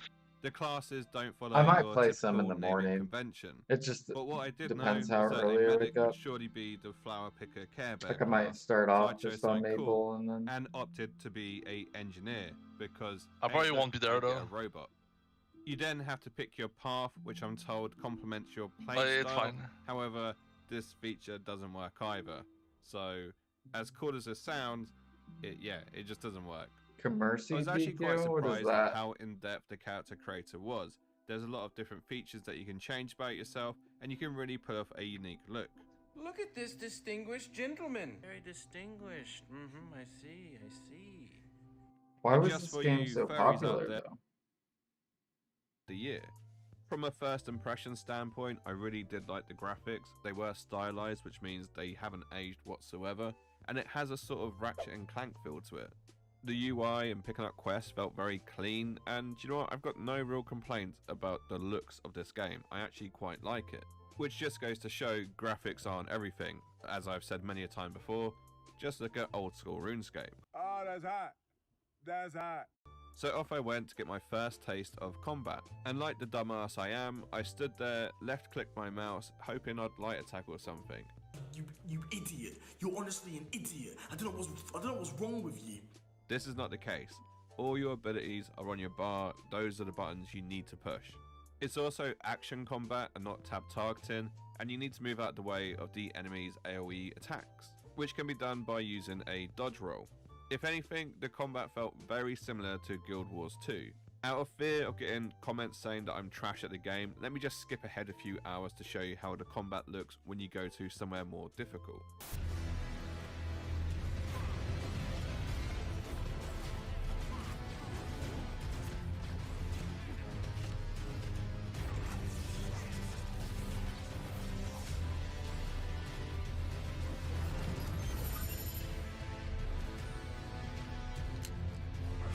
You're never going to convince me that tab targeting is better than action combat. I started churning through the quest, and in doing so, I actually leveled up. Whoa, look at you! Time to crack some Which was quite the dopamine hit. As per standard, this opened up my world to some new skills and to some new areas on the map. And by completing quests, I started to get new armor pieces. So far, I couldn't see anything wrong with WildStar. It all seemed pretty standard, and in all honesty, I quite liked it. I actually felt like it was better than a lot of MMOs I've played recently. It is worth mentioning though that this emulator does have some issues. For instance, not all the quests are complete or trigger correctly. This meant I had to type in commands to finish some quests in order to progress the story, which didn't always pan out how I wanted it to.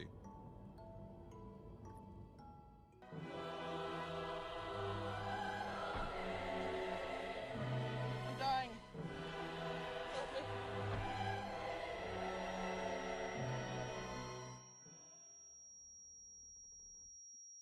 And I want to make this perfectly clear that the guys running the emulator are doing their best to get this addressed, and it's not their fault whatsoever. It's just some of the fun that they have to deal with when trying to bring a dead MMO back to life. And I know other MMOs which have been closed down have achieved this, but they were a lot older and a lot less complicated. This is probably the first private servers. Alright, let's hear his opinion on the problem with WildStar. And furthermore, these are just observations from my own playthrough. I'm not saying the following negatives killed WildStar, they're just my own criticisms. Whoopsie daisy! Looks like somebody's got a wrong opinion! And I think the most obvious thing wrong with WildStar, and this is going to sound so stupid, is the fact that it's a sci-fi MMORPG. Traditionally, a lot of popular MMORPGs tend to have a low or high fantasy medieval theme running through them. Just think about how many MMOs out there utilize a class which uses a sword and shield, or has... But I feel like, I don't know, I feel like that would be a good reason for it to become popular, because it's not like the majority. I don't know. Orcs and elves or some sort of magic. And that's not to say that there aren't any popular sci-fi MMOs that exist. EVE Online has been going on for 20 years now. You obviously have Star Wars Galaxies before that closed, and Star Wars The Old Republic, as well as City of Heroes, and I suppose you could include Phantasy Star Online. But the most popular ones, they tend to steer clear of space. And for every sci-fi...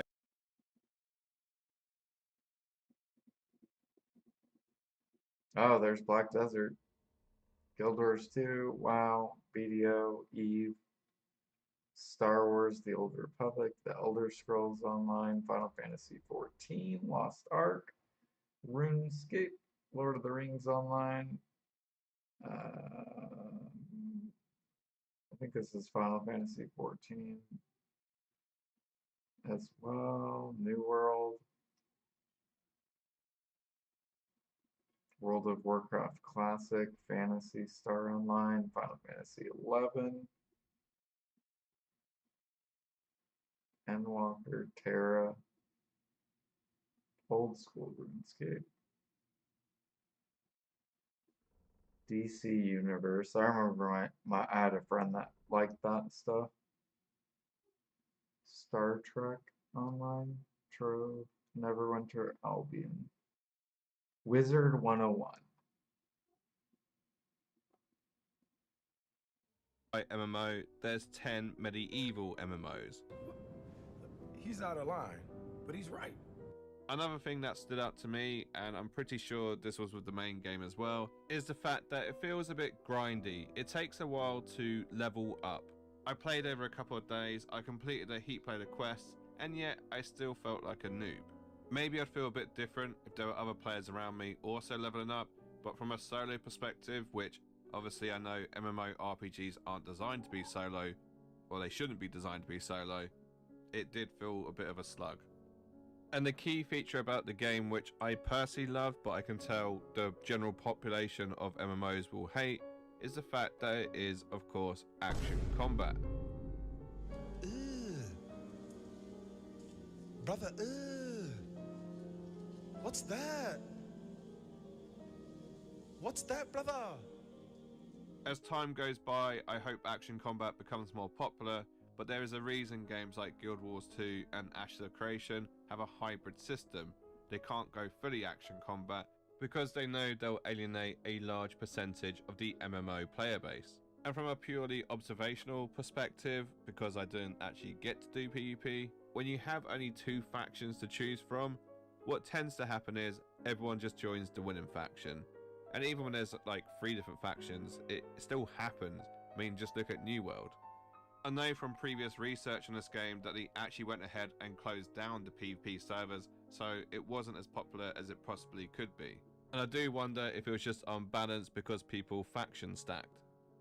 And finally, just a little observation, but I found it funny that on the UI in the bottom left, there's an icon which takes you straight to the cash store.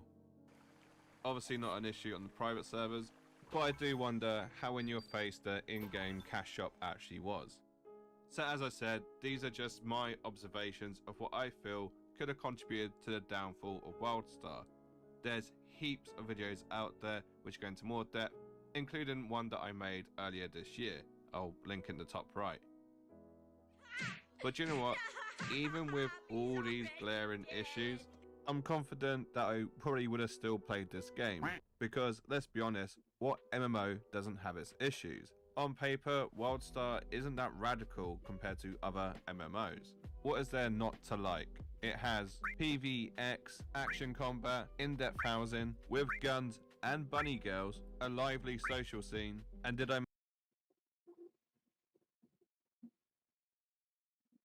Blade and Soul? I think I remember that game coming out.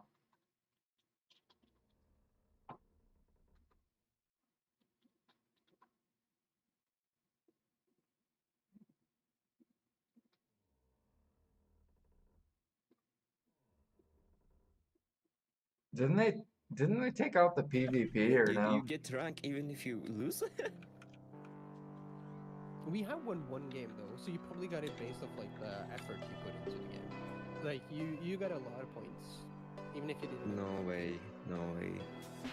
Let's see, I sealed it. What can I see anymore? I can probably get my build by the end of the day if my crafting doesn't fucking take forever. What do you craft? I craft seals. I craft seals, I sell them in packets of like. I thought you said your brother is playing. Oh, he's mute. Do what? Oh, you probably hear me on your stream. Yeah, I can hear.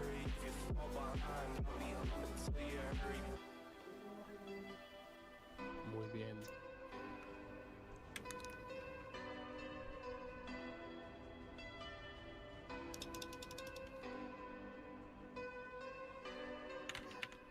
Like, if you stay around long enough, Spexer, like, fighting the black mage is, you cannot live that 2 times in a life. Like, it's so sick.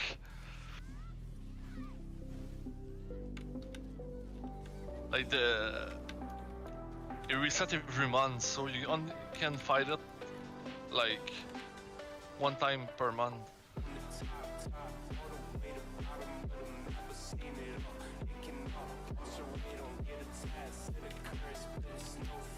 I don't even know what's happening. Is this like a mage?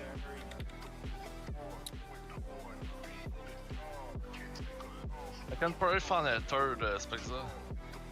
I'm on the Maple Discord, and I'm pretty sure I can find a third there. If you're serious about it. Dude, this fucking Force Master is dealing so much damage for no good reason. Holy shit.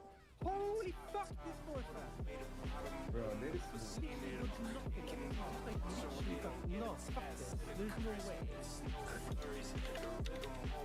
He didn't miss a single time. Like 60 It's pay to win.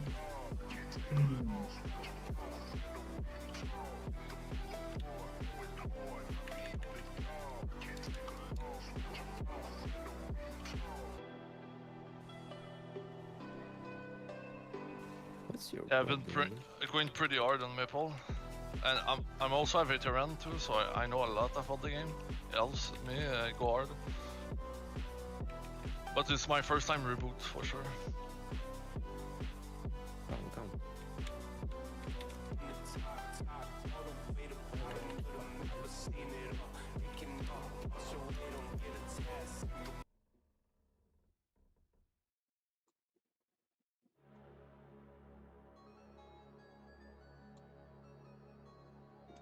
I think I'm gonna go to bed. Okay. I'm hella tired. But that was fun. Just like watching really old MMO videos. Yeah.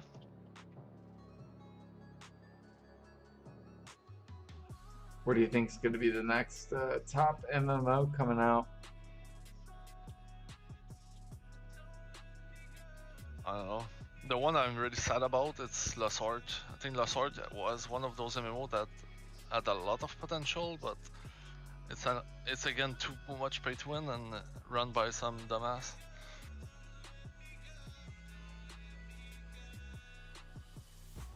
Dude, you never play Lost Ark, but like the raid in Lost Ark are insane. Like, hey, you know what? Believe it or not, they're just insane, and they were so fucking fun. I quit video for Lost Ark.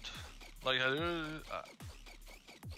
it's the first MMO that made me quit video, and it's because the Lost Ark, when it got released, it was only a Korean game, and Amazon game, they finally published it on NA, and that game had so much hype.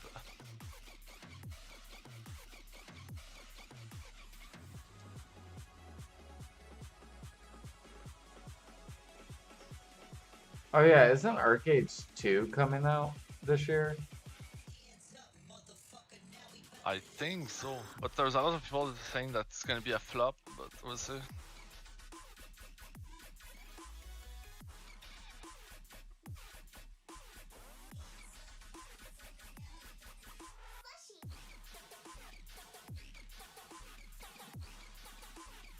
I feel like Lost Ark was fun until Brel, like Argos, Volten, Vicas, and Clown was super fun, but after that I feel like it went downhill. The least pay-to-win MMO RPGs of 2024. Maplestory. I'm not even joking, Jordan.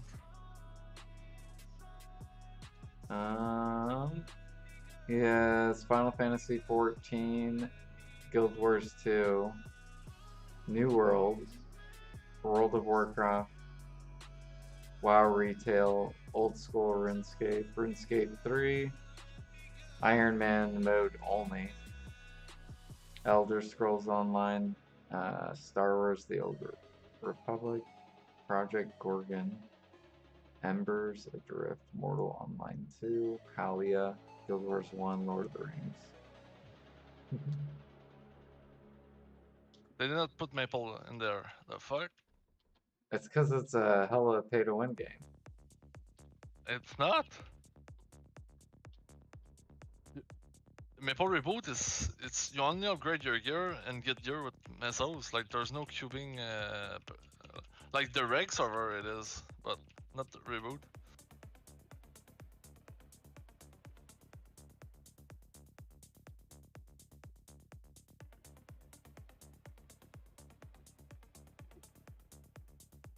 Lost Ark Whale realizes he wasted all his money. You don't need Vacpet, Spexer.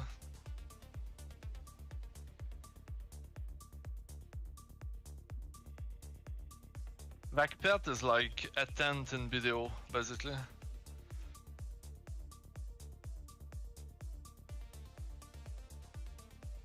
Eight huge MMOs on the way. One of these will likely overtake WoW.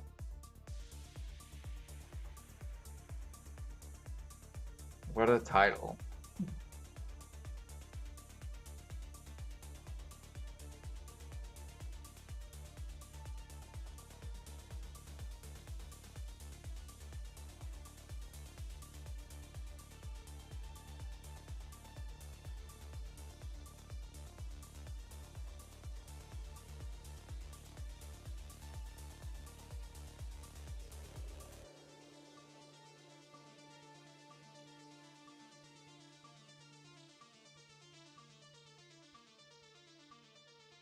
Wow, he doesn't even have BDO in this. Top 5, Old School RuneScape, Retail WoW, Final Fantasy XIV, Elder Scrolls Offline, Guild Wars 2, New World. Or wait, the top 5. Maybe that's just a list of all of them.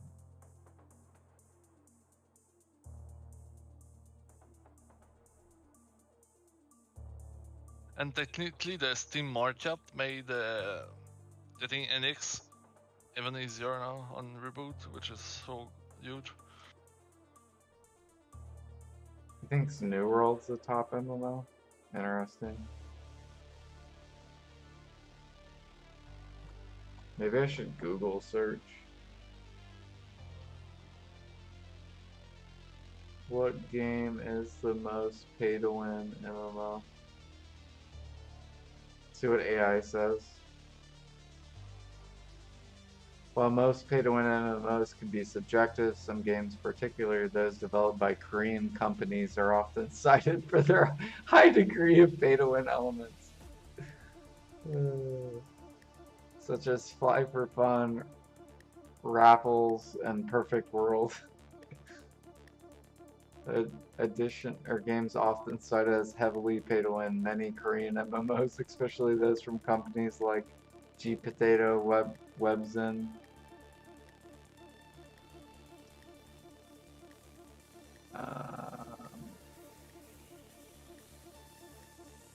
Other games that are considered pay to win: Diablo Immortal, BDO, Lost Ark, Dark Age, or Dark Arc Age, and RuneScape are other games that are considered to be pay to win. Dang, they say RuneScape's pay to win.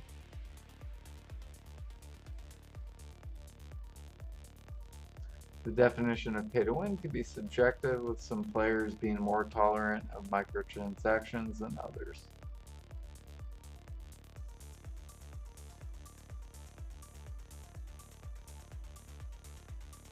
How's RuneScape pay to win? Because if you want to access any of the skills, you have to pay to win it.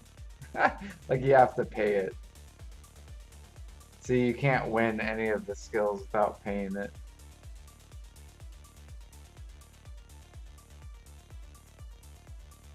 Like, it'd be like if I wanted to cook in BDO, you have to pay 15 bucks to cook in BDO. Like, imagine if cooking, alchemy, and like processing, the 3 AFK activities, you have to pay 15 bucks and then you can unlock those 3 life skills. That's basically RuneScape's model. But theirs is, I think $5 a month, right? How much is RuneScape per month? Or maybe it's more now. It's 14 bucks. Bro, but BDO's monthly pay is ridiculous.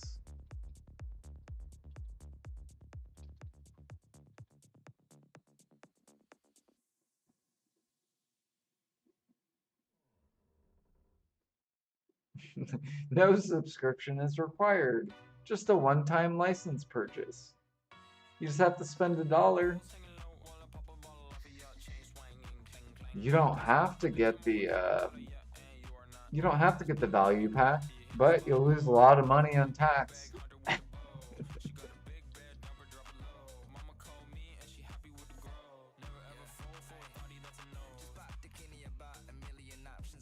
Yeah, that's what the sub gives you on RuneScape. It gives you the skills.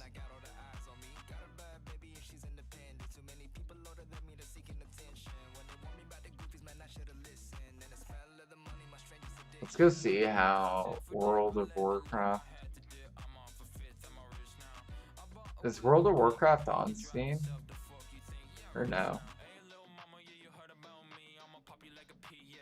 No. So the most popular games right now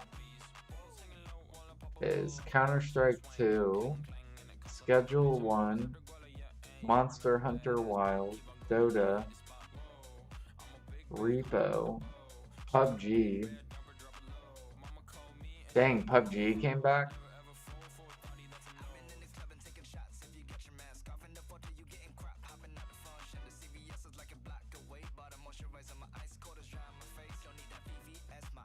Dude, that's crazy. So in 2017 was when PUBG was like the shit.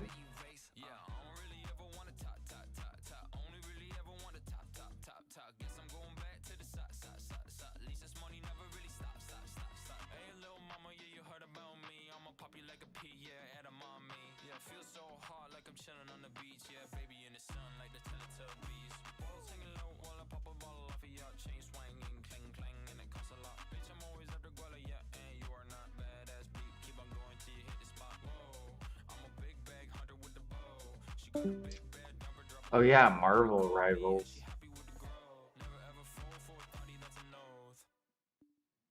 I remember that game.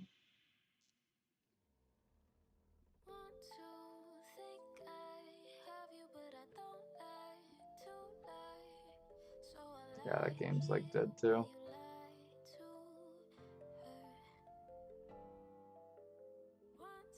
So basically, shooter,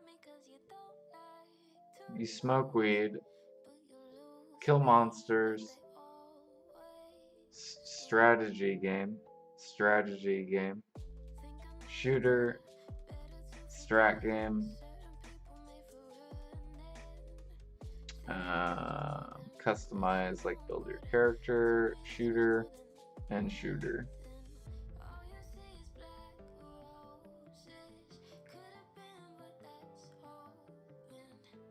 Oh yeah, how's Palo World doing? Dang, this game hella died.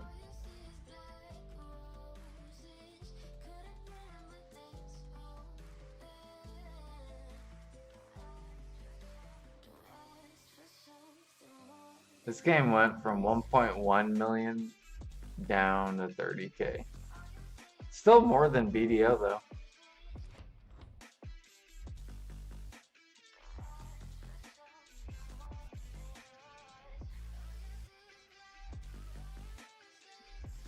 What is banana? The fuck is this game?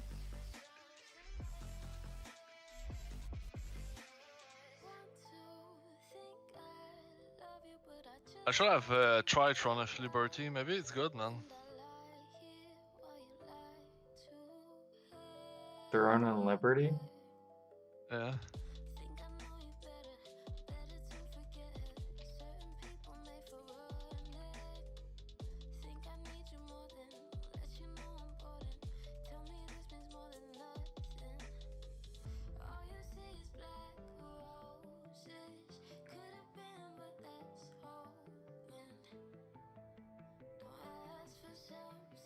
I don't know. It came down to like as much players as BDO. They're like the same player base. Yeah, because those kind of MMOs are like really niche. It's like...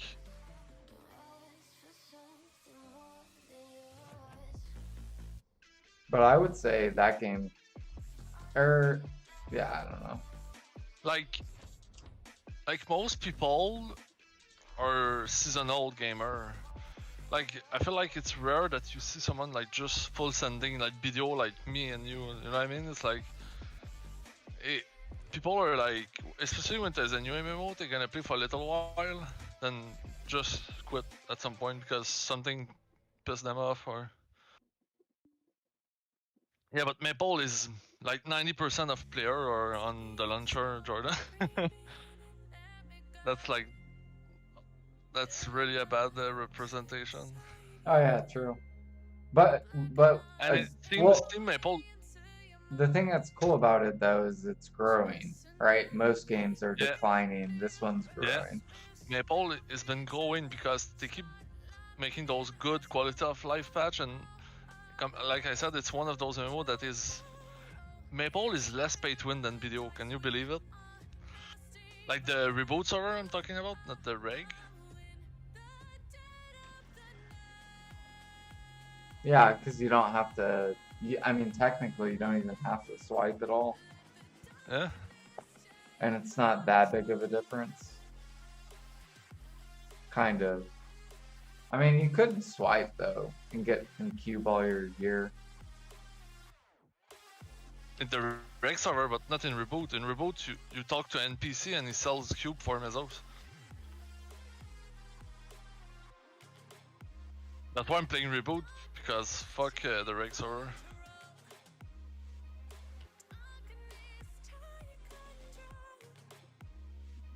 But yeah, it's really rare that a game, even after 20 years, start growing instead of like going downhill. It's really rare.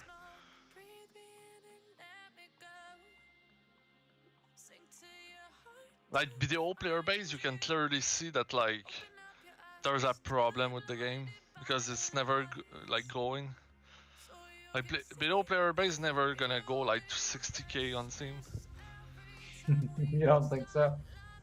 Nope. I think they would. Like... I think they would if they would come out with raids and shit.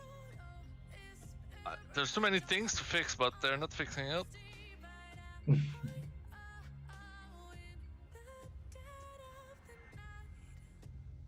Dude, I'm playing Maple like offensive like 2020 will never play Maple over video. Like I would be playing fucking video right now if video was at his best. I want to try No Man's Sky. Is that game good?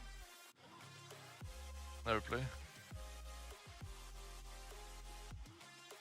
Like Blonde Bear is probably and J Kun are like two big fan of video, and they've been playing other games too. Just show something is wrong. Where is BDO? Like what spot is the game? Or no, I think I passed it, didn't I?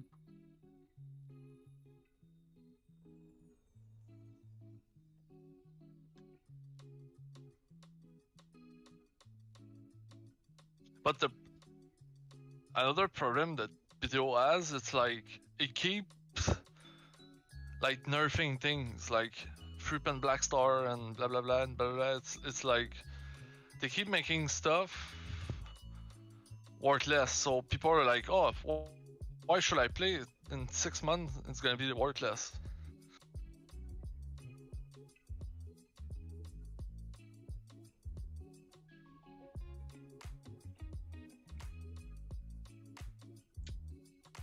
True.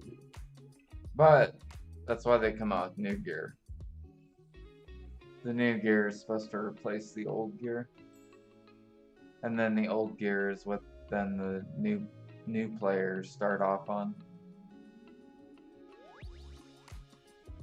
Like me, Jordan, I got full pen Karazad, and like maybe I don't know 1-2 months later they give a free tet Karazad to everyone. It's like, bro.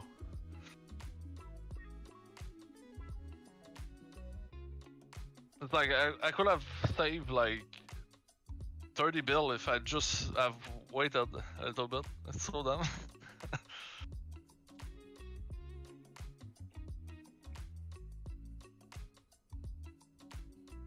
Yeah.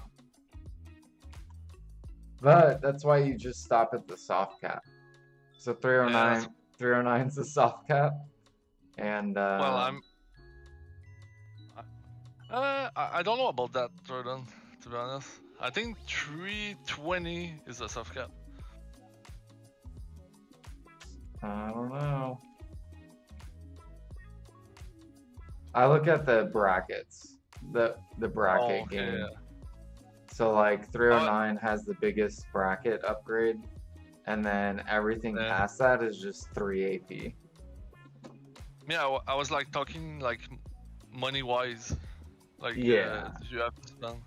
Yeah, like After, I would probably say like the average player is at least, yeah, probably like full pen Karazad or whatever, like the Ted Devos. That's probably where like the average player is. Like soon everyone's gonna be starting at like 309. Like you're just gonna like log into the game and you're like 309. out of the season. Yep. That's why I'm saving my money, but at the same time I don't like playing like that. I think it's boring. What, saving the money? But I have to, you know. It's not like a choice. Make investments. I think mythical feather are going up because there's too many people that like invest into it.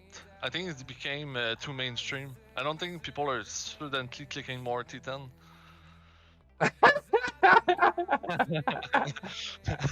It's too mainstream as like an investing strat. Like so, like Goodbye, people feathers. just pull it up. I don't. No, I don't. I don't believe in that investment. It's too risky.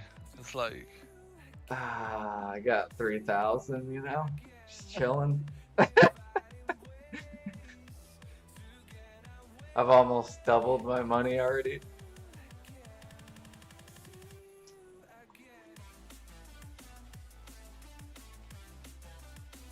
I don't know. There could be a lot of people clicking for T10s.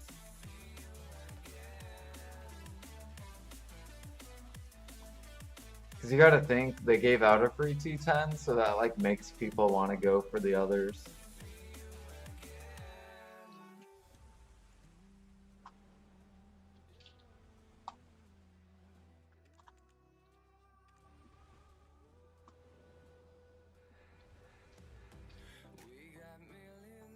No, what did I want to look up? I wanted to look up platinum. Is platinum like Dunzo? Yeah, the shit's gone. This bottleneck's literally about to collapse.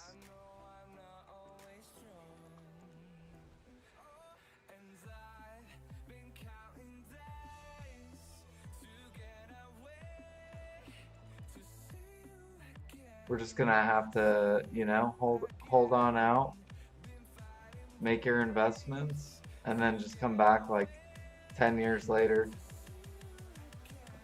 And we'll be like, oh cool, I have 20 trillion in my account. What is this? PA killed platinum, yeah. I think detections are pretty healthy though. They're pretty healthy. It's not really moving. They're actually starting to come up.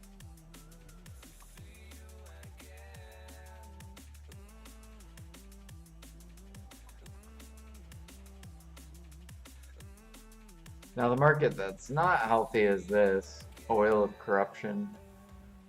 The only way to get this to come down though, is you gotta make alchemy be competitive. You can't have alchemy only making $1 bill an hour. People aren't gonna do it. So you gotta bring this shit down.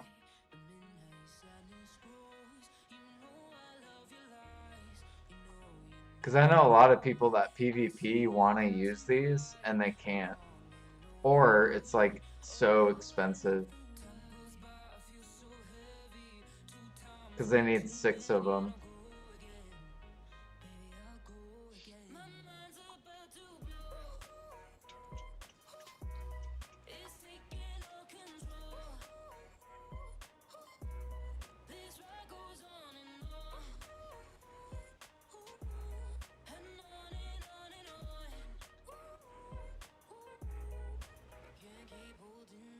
Some people don't like leaving the utensil. That is true.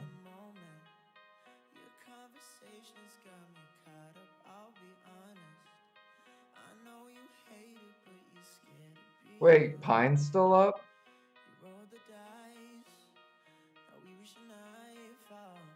He's fucking grinding.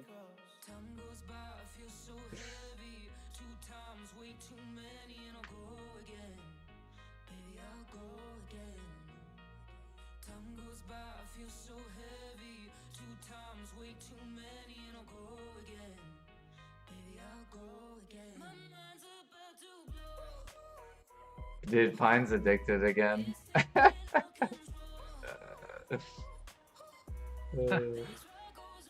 No, no, I'm so sad he quit randomly on us because I thought when we were grinding all Dolans it was pretty fun. Who quit? And I feel like everyone got their rings except him, and it's like it's like it's sad because like I wanted him to get it too, right? Oh, Pine? If you want to grind with us in the morning, I don't know if you want to or not. We've been I don't know because I'm gonna be probably going to bed like late. That's the thing. Yeah, so like we start at like 10 in the morning Eastern. That's like I need to go to bed in like now or like in the next 2 hours for sure. Yeah, I don't know what time you sleep. Are you like on DGen, like 6 a.m., 7 a.m. going to bed? Yeah, it's been like that for a little while. Okay. Damn. Yeah, no, I need to go to bed. I gotta get on these morning shifts.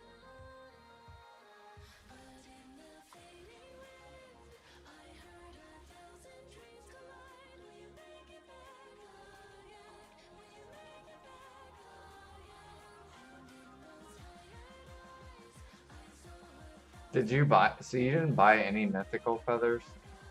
No, I push out basically.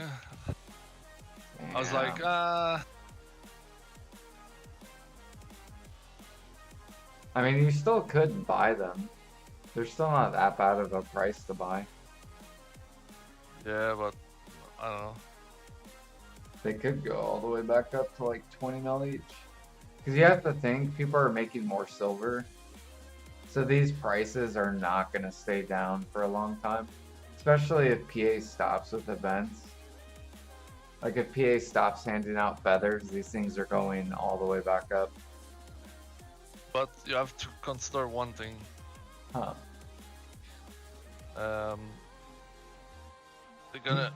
They're changing the boss, the riff boss, and that's gonna give a little bit more feather to the player base.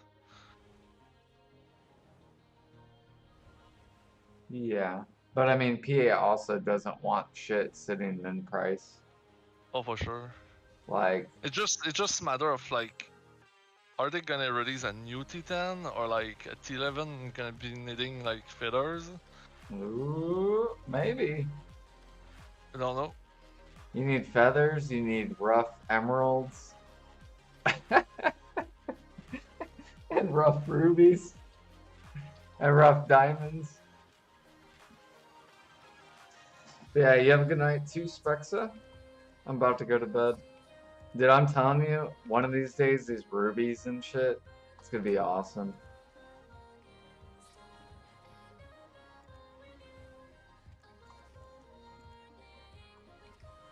It's going to be awesome.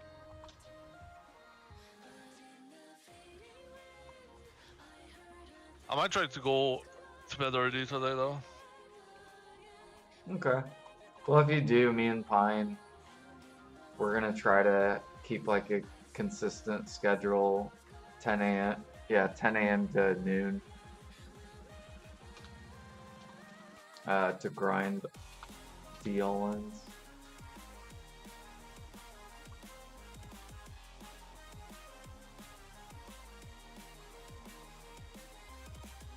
Because I'm doing my raid dailies and I'm finishing my Maple boss and I don't have anything left to do, so I could go to bed.